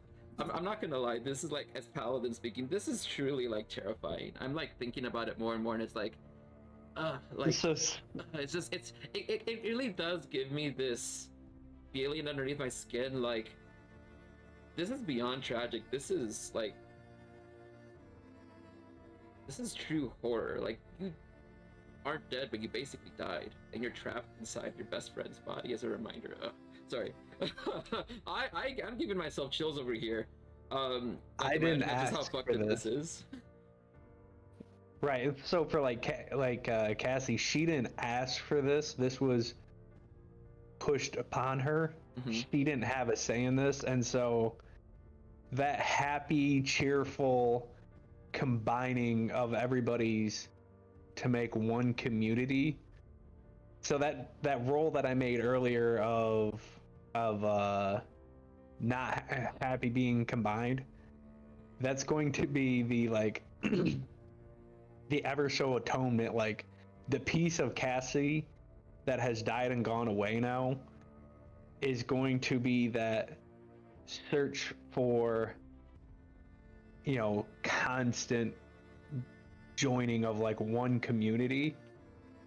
And so there's still going to be that joining for one community but it's going to be the like a new turning point. Like, instead of like, hey, come join and be a part of the community, it's like, no, you will be in this community now. Everyone has made their decision for me. Now it's my turn to enact that back. Like, Sapphire was the one that, when I was having my dark days, they were the one that I broke down and talked to, and now I still have the ability to break down and talk to them. It just, I never get anything back. I'm talking to a ghost. Except the ghost is quite literally yourself. Right. You stare into yourself and you see not you. You know? Right. Quite but like horrible. Breaking down and crying, I'm gonna talk to Xandar. It is Xandar, correct? It is Zakar. Zakar, sorry. It's okay. I look over to Zakar and I'm like, is tonight the night? I can blow her, I can take her floor out from beneath her. We can kill her and all of these terrible goblins. That we can do. I thought I wanted a community. I thought we could bring them together. I thought we could be happy. Well, maybe not with these goblins. Maybe not. Yeah. Do I think I can handle all of them? Maybe I can handle a few at the very least. But at the end of the day, you allowed me to be part of your community. So if you so felt going to war with these goblins is what you want, I'll be right there with you. I reach out and put my hand on you and I cast Vigilant Blessing. Oh. Which gives you advantage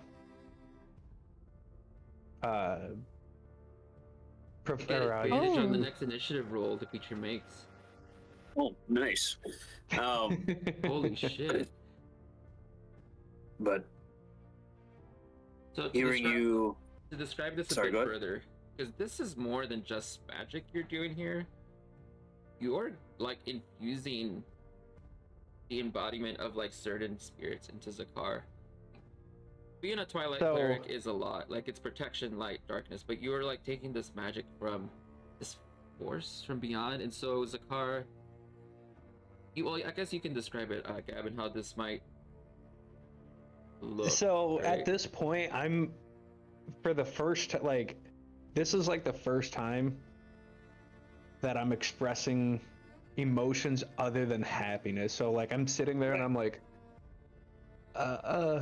like I don't feel that it's right for me to be permanently entrapped in Sapphire, and I love her and she was always going to be with me, but I have faith that at the end of the day, Sapphire knowingly, whether she knowingly gave her physical form up or not, that this isn't the right thing. I shouldn't be entrapped in here, and I'm not looking for an escape, but I need to know that if push come to shove, that we would give everything to make sure that that no one else gets hurt. Colonel Guffey, you know, as questionable as he might be, he's with Gib, and I trust Gib with everything.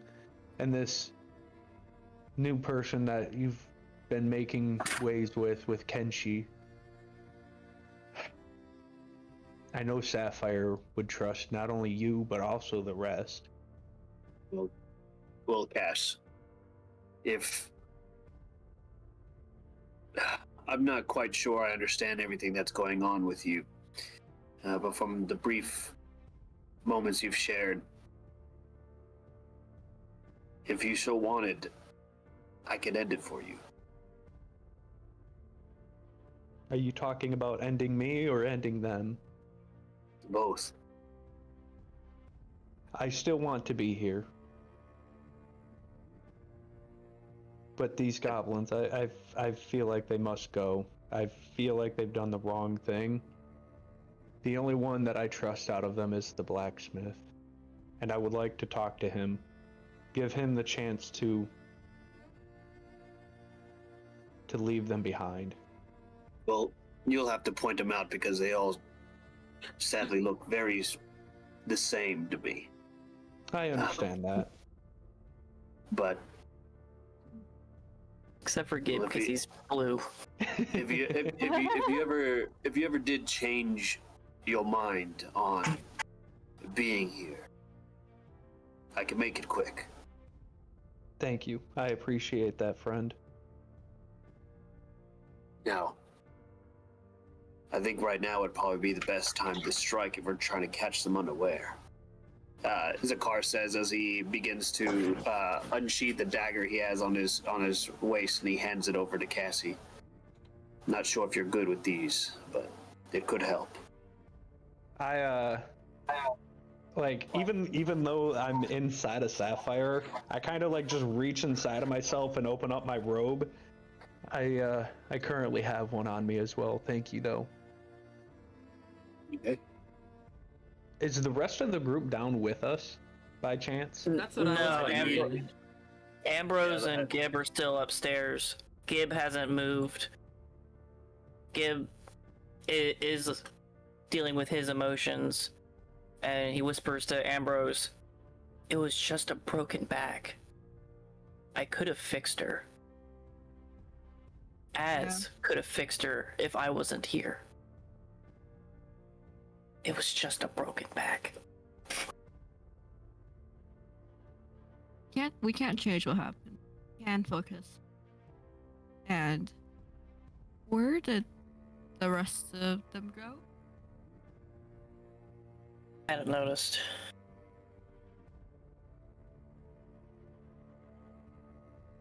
Ambrose gives Gib a hug and pulls him up from there.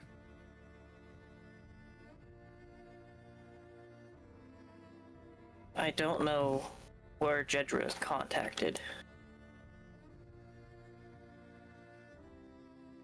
It's ironic.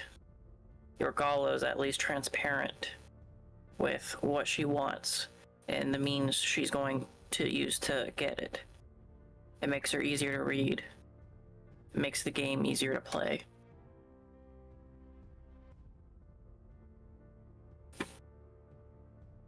Yes. If only I had Jennifer known has been ahead of listening to time. quiet things since we first met her. I had so much hope.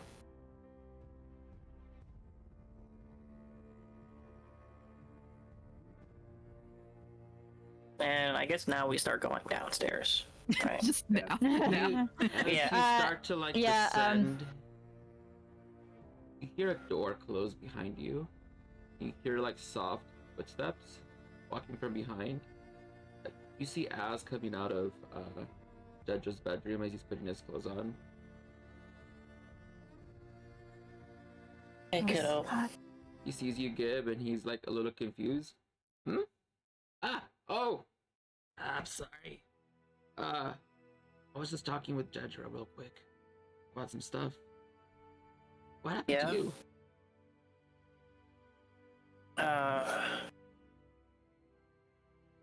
Nothing. I just looking down at the broken bone, like chest plate. Just my armor got a little broken. Huh. Alright, well, maybe we could ask the blacksmith to fix it or something. You can't be walking around with a broken chest plate. That's how you get stabbed in the chest. You know? The armor is like all scales and bones and stuff that has made. I got some good I got some good stuff that I could use to repair it back in the old bag, you know.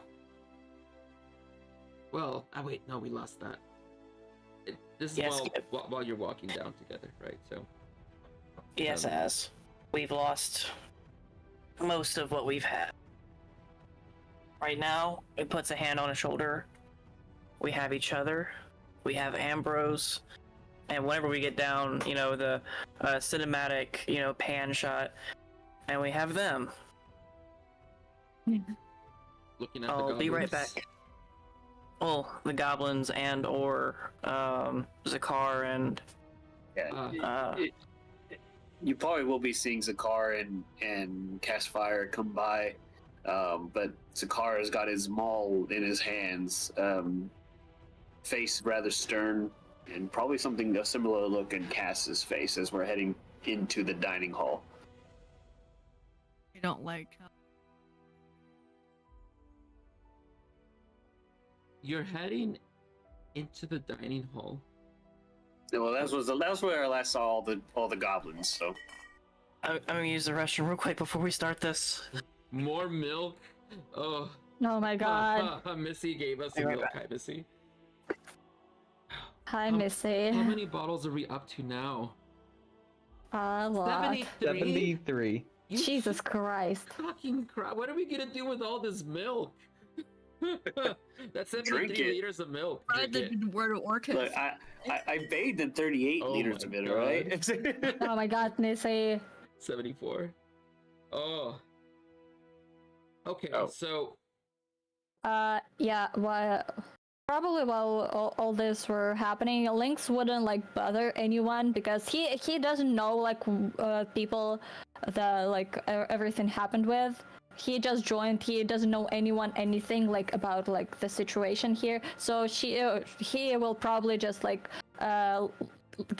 let them have their moment, let them feel their feelings, and he will probably reunite with Keshi and just be with her because we're both like unsure what to do in this situation.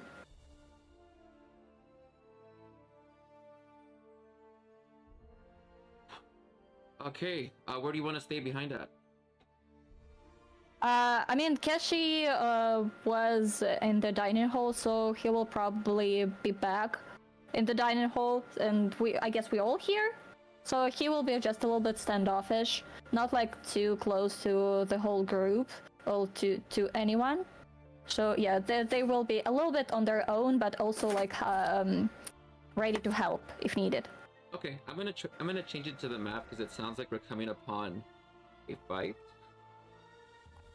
So give me a minute while I get all the pieces involved. We'll just still do theater in mind. I'm just gonna move some things across the board, so don't mind me. as I fix what potentially looks or sounds like it's going to be a fight. Yes? Is Yeah, this? I Okay. don't know if we'll be able to actually start it today, but Well, Yeah, we have 9 minutes. how do you want to enter the dining hall, and who? So I actually yeah. have a question about this. Yeah. What's up? So so I know there's a big crack in the tower that's, I can't ping it, but this that's like right of the grave where Yes. it's super spongy and Yes. it's not doing too well, right? Yes. And they've told me multiple times about the structural integrity of the whole mansion. Uh-huh. Yes. Mm-hmm. Yeah. So that's not doing too well. Right. And you said that, or from my understanding, sorry, that if like too many people were in it or like just offset, it could cause damage, right? I think the words were, it looks, Or it could fall. It It could looks fall. like it's on the verge of the core structure just tearing apart, and everything falling in on itself, killing all the goblins. I think that's what potentially that's what their fear is. But yes, that big tower part looks like it's not doing too well. And whenever you were walking on it, you yourself felt uneasy, even with just your weight moving across it. Right, and I'm only like 45 pounds. Like, I'm not heavy. Right. So, okay. What do you think? I would like to converge with the team to come up with a plan to crush the goblins. So, okay, so this is before we come to the dining hall. So you're still crying in your quarters. Oh, yeah. Right? Yes. Okay. Because I know that that tower is weak and that I could cast a spell and basically crush and crumble anything that's beneath it or above it or to the sides of it.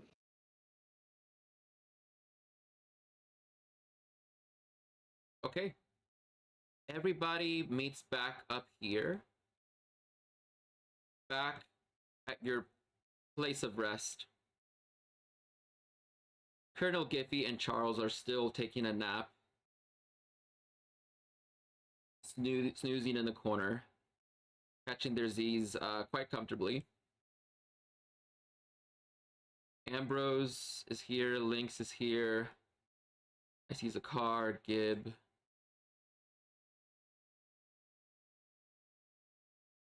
I'm not sure where you are, but oh, there you are. Okay. What do you want to say then in these last moments of the stream, and to plot what you're going to plot? How do you want to go about talking about this? So the only one that I trust out of these goblins, to be honest with you guys, is the blacksmith. He's the only one that's been nice to me. He's been the only one that's given me words of wisdom. And I find it kind of hard to say this, that you know, he comes from Griznok and he's Muselbog. I don't know how he's going to feel about this, but I can no longer live knowing that Jedra is going to continue to have a say over these other goblins. I don't know if she's always made decisions like this, so brash and so quick. But quite frankly, I don't feel comfortable with her being a part of the community, and she must be taken not so lightly, but she must be removed from existence. I feel like it is our duty to kill her. And I have a plan for that. The tower's weak. I can cast Thunderwave and collapse the building down on top of her.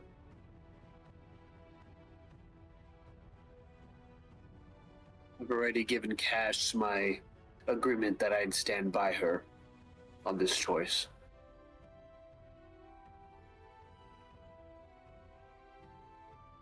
The rest of you don't feel have safe to. here.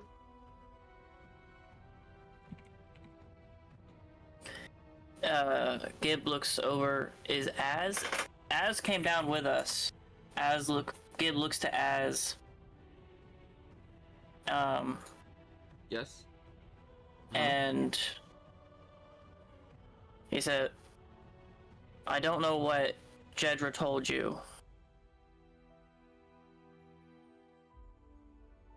but if there's one last thing you're going to listen to your poor old uncle,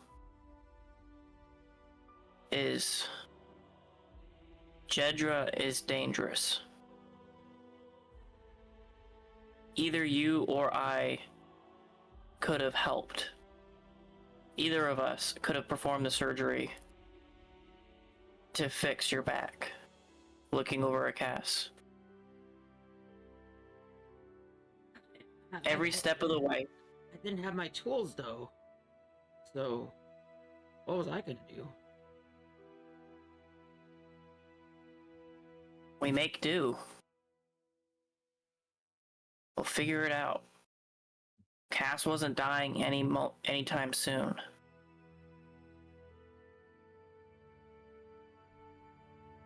But it's not just that, it's everything, all her secrets, what she meddles with, and with reckless abandon. Before any of the other goblins are threatened, I'm going to make the same foolish mistake someone did a long time ago.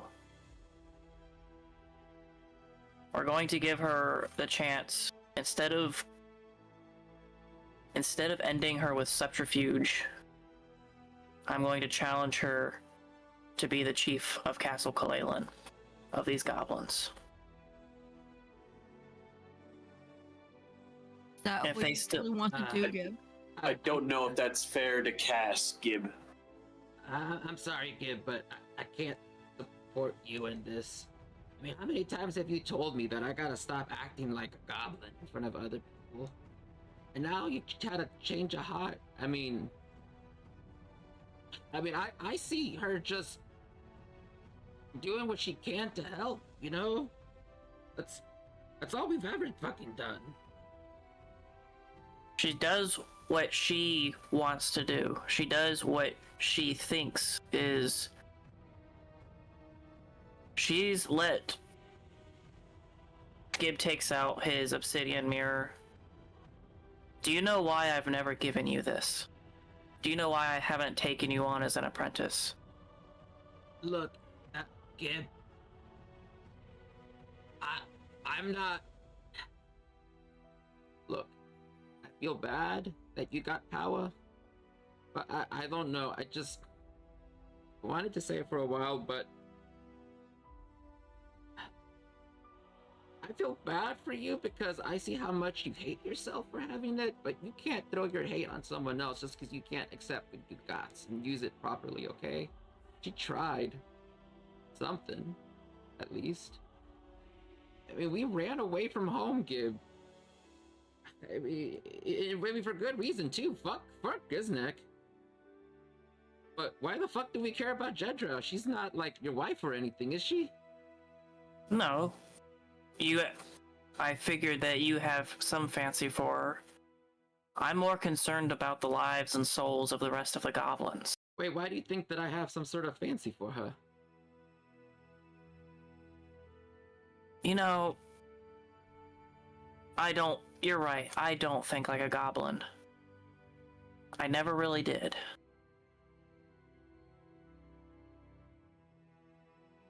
Az puts a hand on Gib. No, Gib, you are a goblin. You're Gib the goblin, and you're the best Gib gob that there ever is. And you know what? That's okay. You know, when I was 2, I saw my sister choke on a cat. because she didn't have teeth. Goblins are just fucking stupid, you know?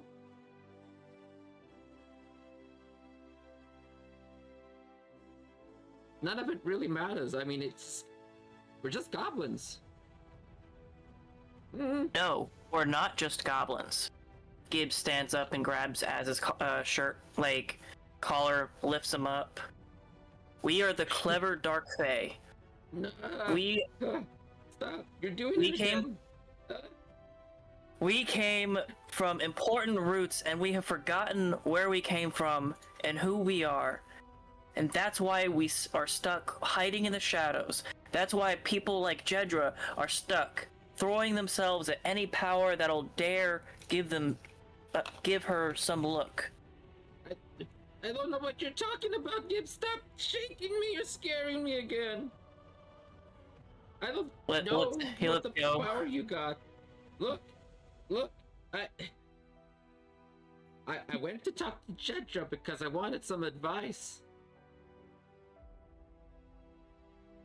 Because we've been together for a while now, and when I saw those gobs, I was like, wow, that's really beautiful. But then I thought, damn, like, Gib would never accept being part of this because he sees himself as like too different from others.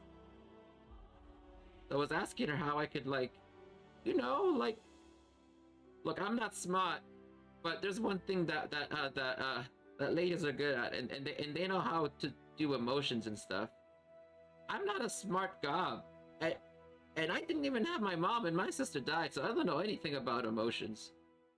But what she said is that basically is that she thinks that it's unfortunate you both got powers, but you know, you just gotta learn to let things go. You know, just head empty.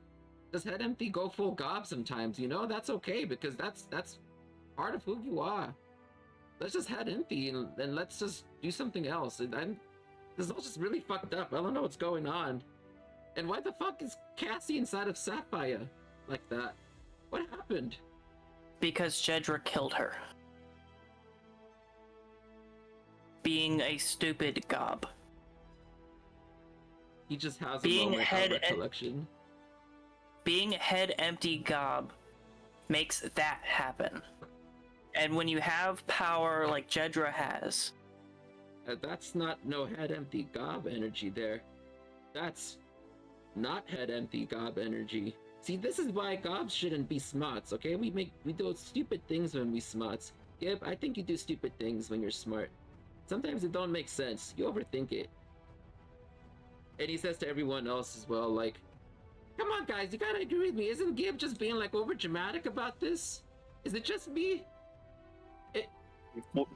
No, as it's not just you. She's going to die. But why? Because she has to, as. Why? She did something irredeemable more than once. Wait, what? And What did she? I'm still fucking confused. What happened? What? when He's, we like, went so lost in the sauce to right see now. your gala, she risked all of your lives going to your gala, holding a secret that had no reason to be held. She threw the dice with other people's lives and souls when it didn't need it. She's content in casting her lot with powers she has no idea what they are. She risks the rest of your lives. She isn't a smart gob. She's a dumb gob that thinks she's smart.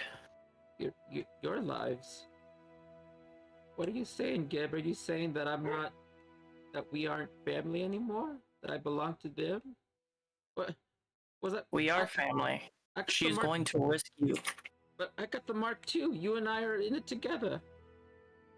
But you were in Castle Kalalan when she offered the rest of the goblins in Castle Kalalan. Your mark is temporary. She was going to give you away forever. Jedra You're can't give still Jedra can't give Kaz away. I'm not Jedra's property. Look, Gib, I mean... No! We don't have to kill the goblins.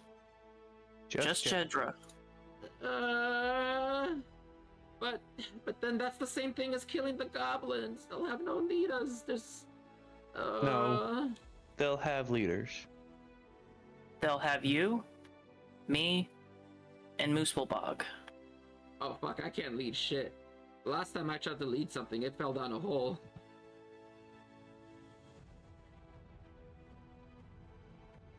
I'm much better at putting flesh together, not trying to save it, you know? That makes sense. Anyway, whatever you decide is fine, I guess. This is like some high-end gob shit that's just like just giving me a headache. I don't get it. But if you think that it's right to kill Jedra, then fine. I just think it's kind of excessive. I mean, because Cassie's right there, and Sapphire, like they usually... No, looks kind of different this time. It's because we are one. We are no longer our own. We are together permanently.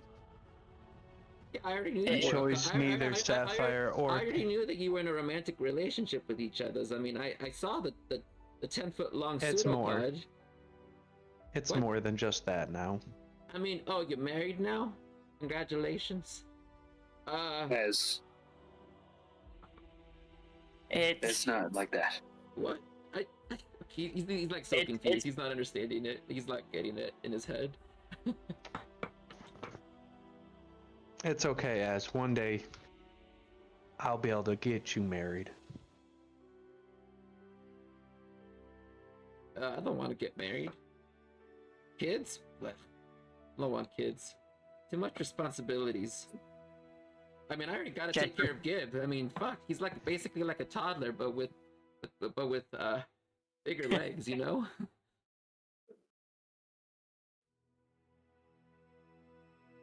Sometimes he's so smart, you dumb, Gib. You know that, but I still love you. That comes with it. Yeah, if you guys want to kill Jedra, then let's go fucking kill Jedra. Just head empty, kill her, you know?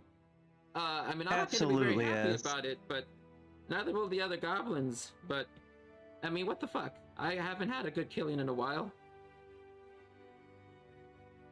It's been 2 days since you stabbed that human. No offense, Charles. Charles is sleeping in the corner.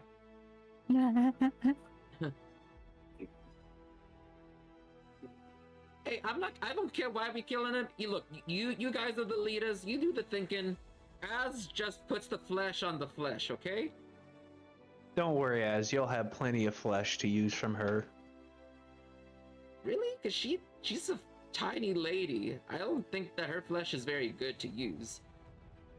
Skin is so tight, I could probably barely even make a drum out of it, even if that. Ugh. Think you could make a pair of shoes out of them? Yeah, maybe. But Perfect. Why would you want to wear gob skin as I mean, it's not even that thick. It would last maybe like half a day. That's all I'd want it for. I mean, suit yourself. You just tell me what flesh you want and where you want to put it. I'd love to have a pair of her shoes. Is Az coming to do the killing too, or? Because I got nothing. I got nothing except this potato sack on my body. No shoes, no weapon, nothing. You're not going to be doing the fighting. One of these days, you will be doing some fighting. I see. Well, I guess I'll go take a nap with kind of Giffy. He got the right idea over there. Just head empty, rest all day. Real gob he is, you know? One of us, as he goes to like lay his head on Colonel Giffy's like back. Nice. We're kind of running past our time now. Yeah. But any last closing remarks from anyone before we end it for the night? Are we going to anything. sleep? No, I think we're gonna go fight her before we actually take a rest. I think most of us are rested. Pretty sure. I'm on one spell slot. Yeah, well, Yeah. Great we're only fighting cheese. one. I don't know. I don't know if Cass is gonna want to wait 8 hours. You know. All right. I think we can decide that at the start of next session. Okay. Sounds good. That sounds. You have a whole week to think about it, because there's consequences if you choose one thing versus the other. Do you wait? Do you not wait? Or Right. you know. So I guess then the answer to the question of the stream, which is death or treachery, we're choosing death. Death to His Dedra. treachery's already been made. Yeah, the treachery already happened. Death and treachery, I guess. Both. We had both, right? ¿Por qué no los dos? Right. Why have one when you can have both? Death and Exactly. treachery. All right. She chose her fate, and Chaos Dice deemed it worthy. I honestly think this is kind of suiting for the role of what chaos is. All things considered, you know? Mm-hmm. It couldn't be any more horrifically poetic and unfortunate. Also kind of cool that it was with two characters that also coincidentally had the same class as Cassie for both of them. Oh yeah, Dear yeah, Christ. because Boba was the, because he was a bard and a barbarian, Yeah. and then you had Callista, who was a cleric, and I can't remember what her second one was, or maybe she was just cleric. She was just cleric. She was a light. I was the DM that introduced Callista, actually. Okay. So, Uh, yeah, Callista was Braun. Oh, Braun. Yeah, Yeah. she was Braun. Was she? But I was gonna say I don't remember what cleric she was. Twilight. There's a Twilight cleric. as Twilight? well. Mhm. Okay. I remember because Jabugi made the stupid joke. I could see 300 feet over there and 300 feet over there. Oh my god. I love Yeah. Jabugi. Yeah, when I saw the picture, I was like, man, why does this centaur sound really familiar? And you're like, Callista. I was like, Callista! Hey, we just got a Got raid from another Song raid. Bino. Oh, Hey, no. welcome to the channel. We are having our cool down of having a very intense session. That was episode 5. I want to ask, or you know what? Let me give an introduction first. Hello guys, welcome to the channel. I'm Paladin. We like to play D&D here. We're finishing Rappan Athuk, which is a quite heavy campaign. But I will, I want to say that I think that the dark overtones in this campaign they're there, and man, there's just so many feelings that I went through today with y'all. This has been an amazing session. Thank you guys for being a part of the campaign, and thank you people that are here and that rated us today. Ramshackle, Salbino, and anyone else that is still here watching, for taking part in this adventure, as it really is quite tragic, dark, great, fucking fantastic roleplay. I do want to give like a round of applause, you know, to you guys Clap, for clap, clap. clap, for doing such a great job. Honestly, just with the whole thing, just how well immersed you guys are into the story, and where this is going, and yeah, it's only going to get.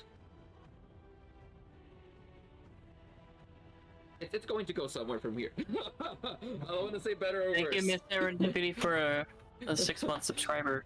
Yeah. Oh, Missy, you've been subscribed to the channel for 6 months. Let's go. That's half a year of fucking goodness right there. Now, I look forward to playing again next week with episode 6, and I mean, it's just, I mean, we're gonna fight Jedra, kick her ass, and see what happens. So, hope you guys liked watching the stream. If you like what you watch, you can follow us on here on Twitch. You can follow us on YouTube, and you can also join our Discord as well if you like. We are going to be having organized play with D&D coming here in the next month, starting December 19th. And Rappan Athuk is actually one of the games. Thank you so much, Gavin. Rappan Athuk is one of the games that people can play in. Maybe not exactly this exact story, but it will be in the same world. And Mingus, I see you in the chat, is going to be one of the DMs for that. Absolutely fantastic DM. But yes, if you like what you're watching, please consider following. And if you really, really like it, you can also subscribe and use your Amazon Prime account, or you can subscribe normal, and it just helps, you know, the channel grow a little bit and helps everything really just flourish, as it really goes right back to supporting the stream. But with all that said, do you guys have any last remarks that you want to say about the game, or to our wonderful milk-giving viewers? I just want to say that I'll see you on Friday. Well, Yes. when we will be playing Indigo Isles. Yes. See you on Friday. Indigo Isles on Friday. It's about pirates, burbs, and it is just an absolute fucking chaos. Tomorrow, me and Lion and Chaotic and Ryder are going to be doing our world building for our West Marches, which we're going to be publishing in the next year. So come hang out for that too. It's going to be a lot of fun. I'm really looking forward to that. Anyone else got anything? Going once, going twice? All right. Gib is a I'm all gob who does not have the gift of gab. I'm ready to smash in Jedro's skull. That's about it. It sounds like it. Like, you guys really just are like, how dare, you know, you messed with, you went a little too far, Jedro. I didn't have the choice to, you know, dice. I let the dice decide her fate. This is And true. now I have to come up, you know, as a plan, as Castfire, to have a building collapse down on top of her. Fuck, dude. You're gonna take the whole fucking goblin village and yourself with it? Oh, that's fucking heavy. All right. You can't tell me more. I'm now even, I don't want to say excited. I am looking forward to next week, because that's dark as hell. Let's go ahead and do a raid. Thank you for the milk bottles. Let's see who is on. Let's see. Perception Studio, Behold, Roleplay. Actually, do you guys have any favorite streamers that maybe you guys want to rate tonight? Talking to players. Go to bed, says Lion. Not really. I don't really watch any streamers except for you. When we're, Oh, Isaac. All right, look, Dork tells us on. Let's go give him a raid.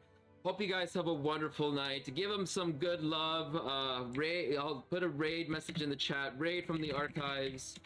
Have a wonderful evening. I hope to see you guys tomorrow, Friday, or next Monday with more chaos and with better, more dynamic rewards that you can use to cause us to kind of feel a little chaos. Have a wonderful night. Take care, and we'll see you hopefully later in the week. Bye, guys. Love y'all. Bye-bye, everyone. Raid in 3, 2, 1, and now. Alright.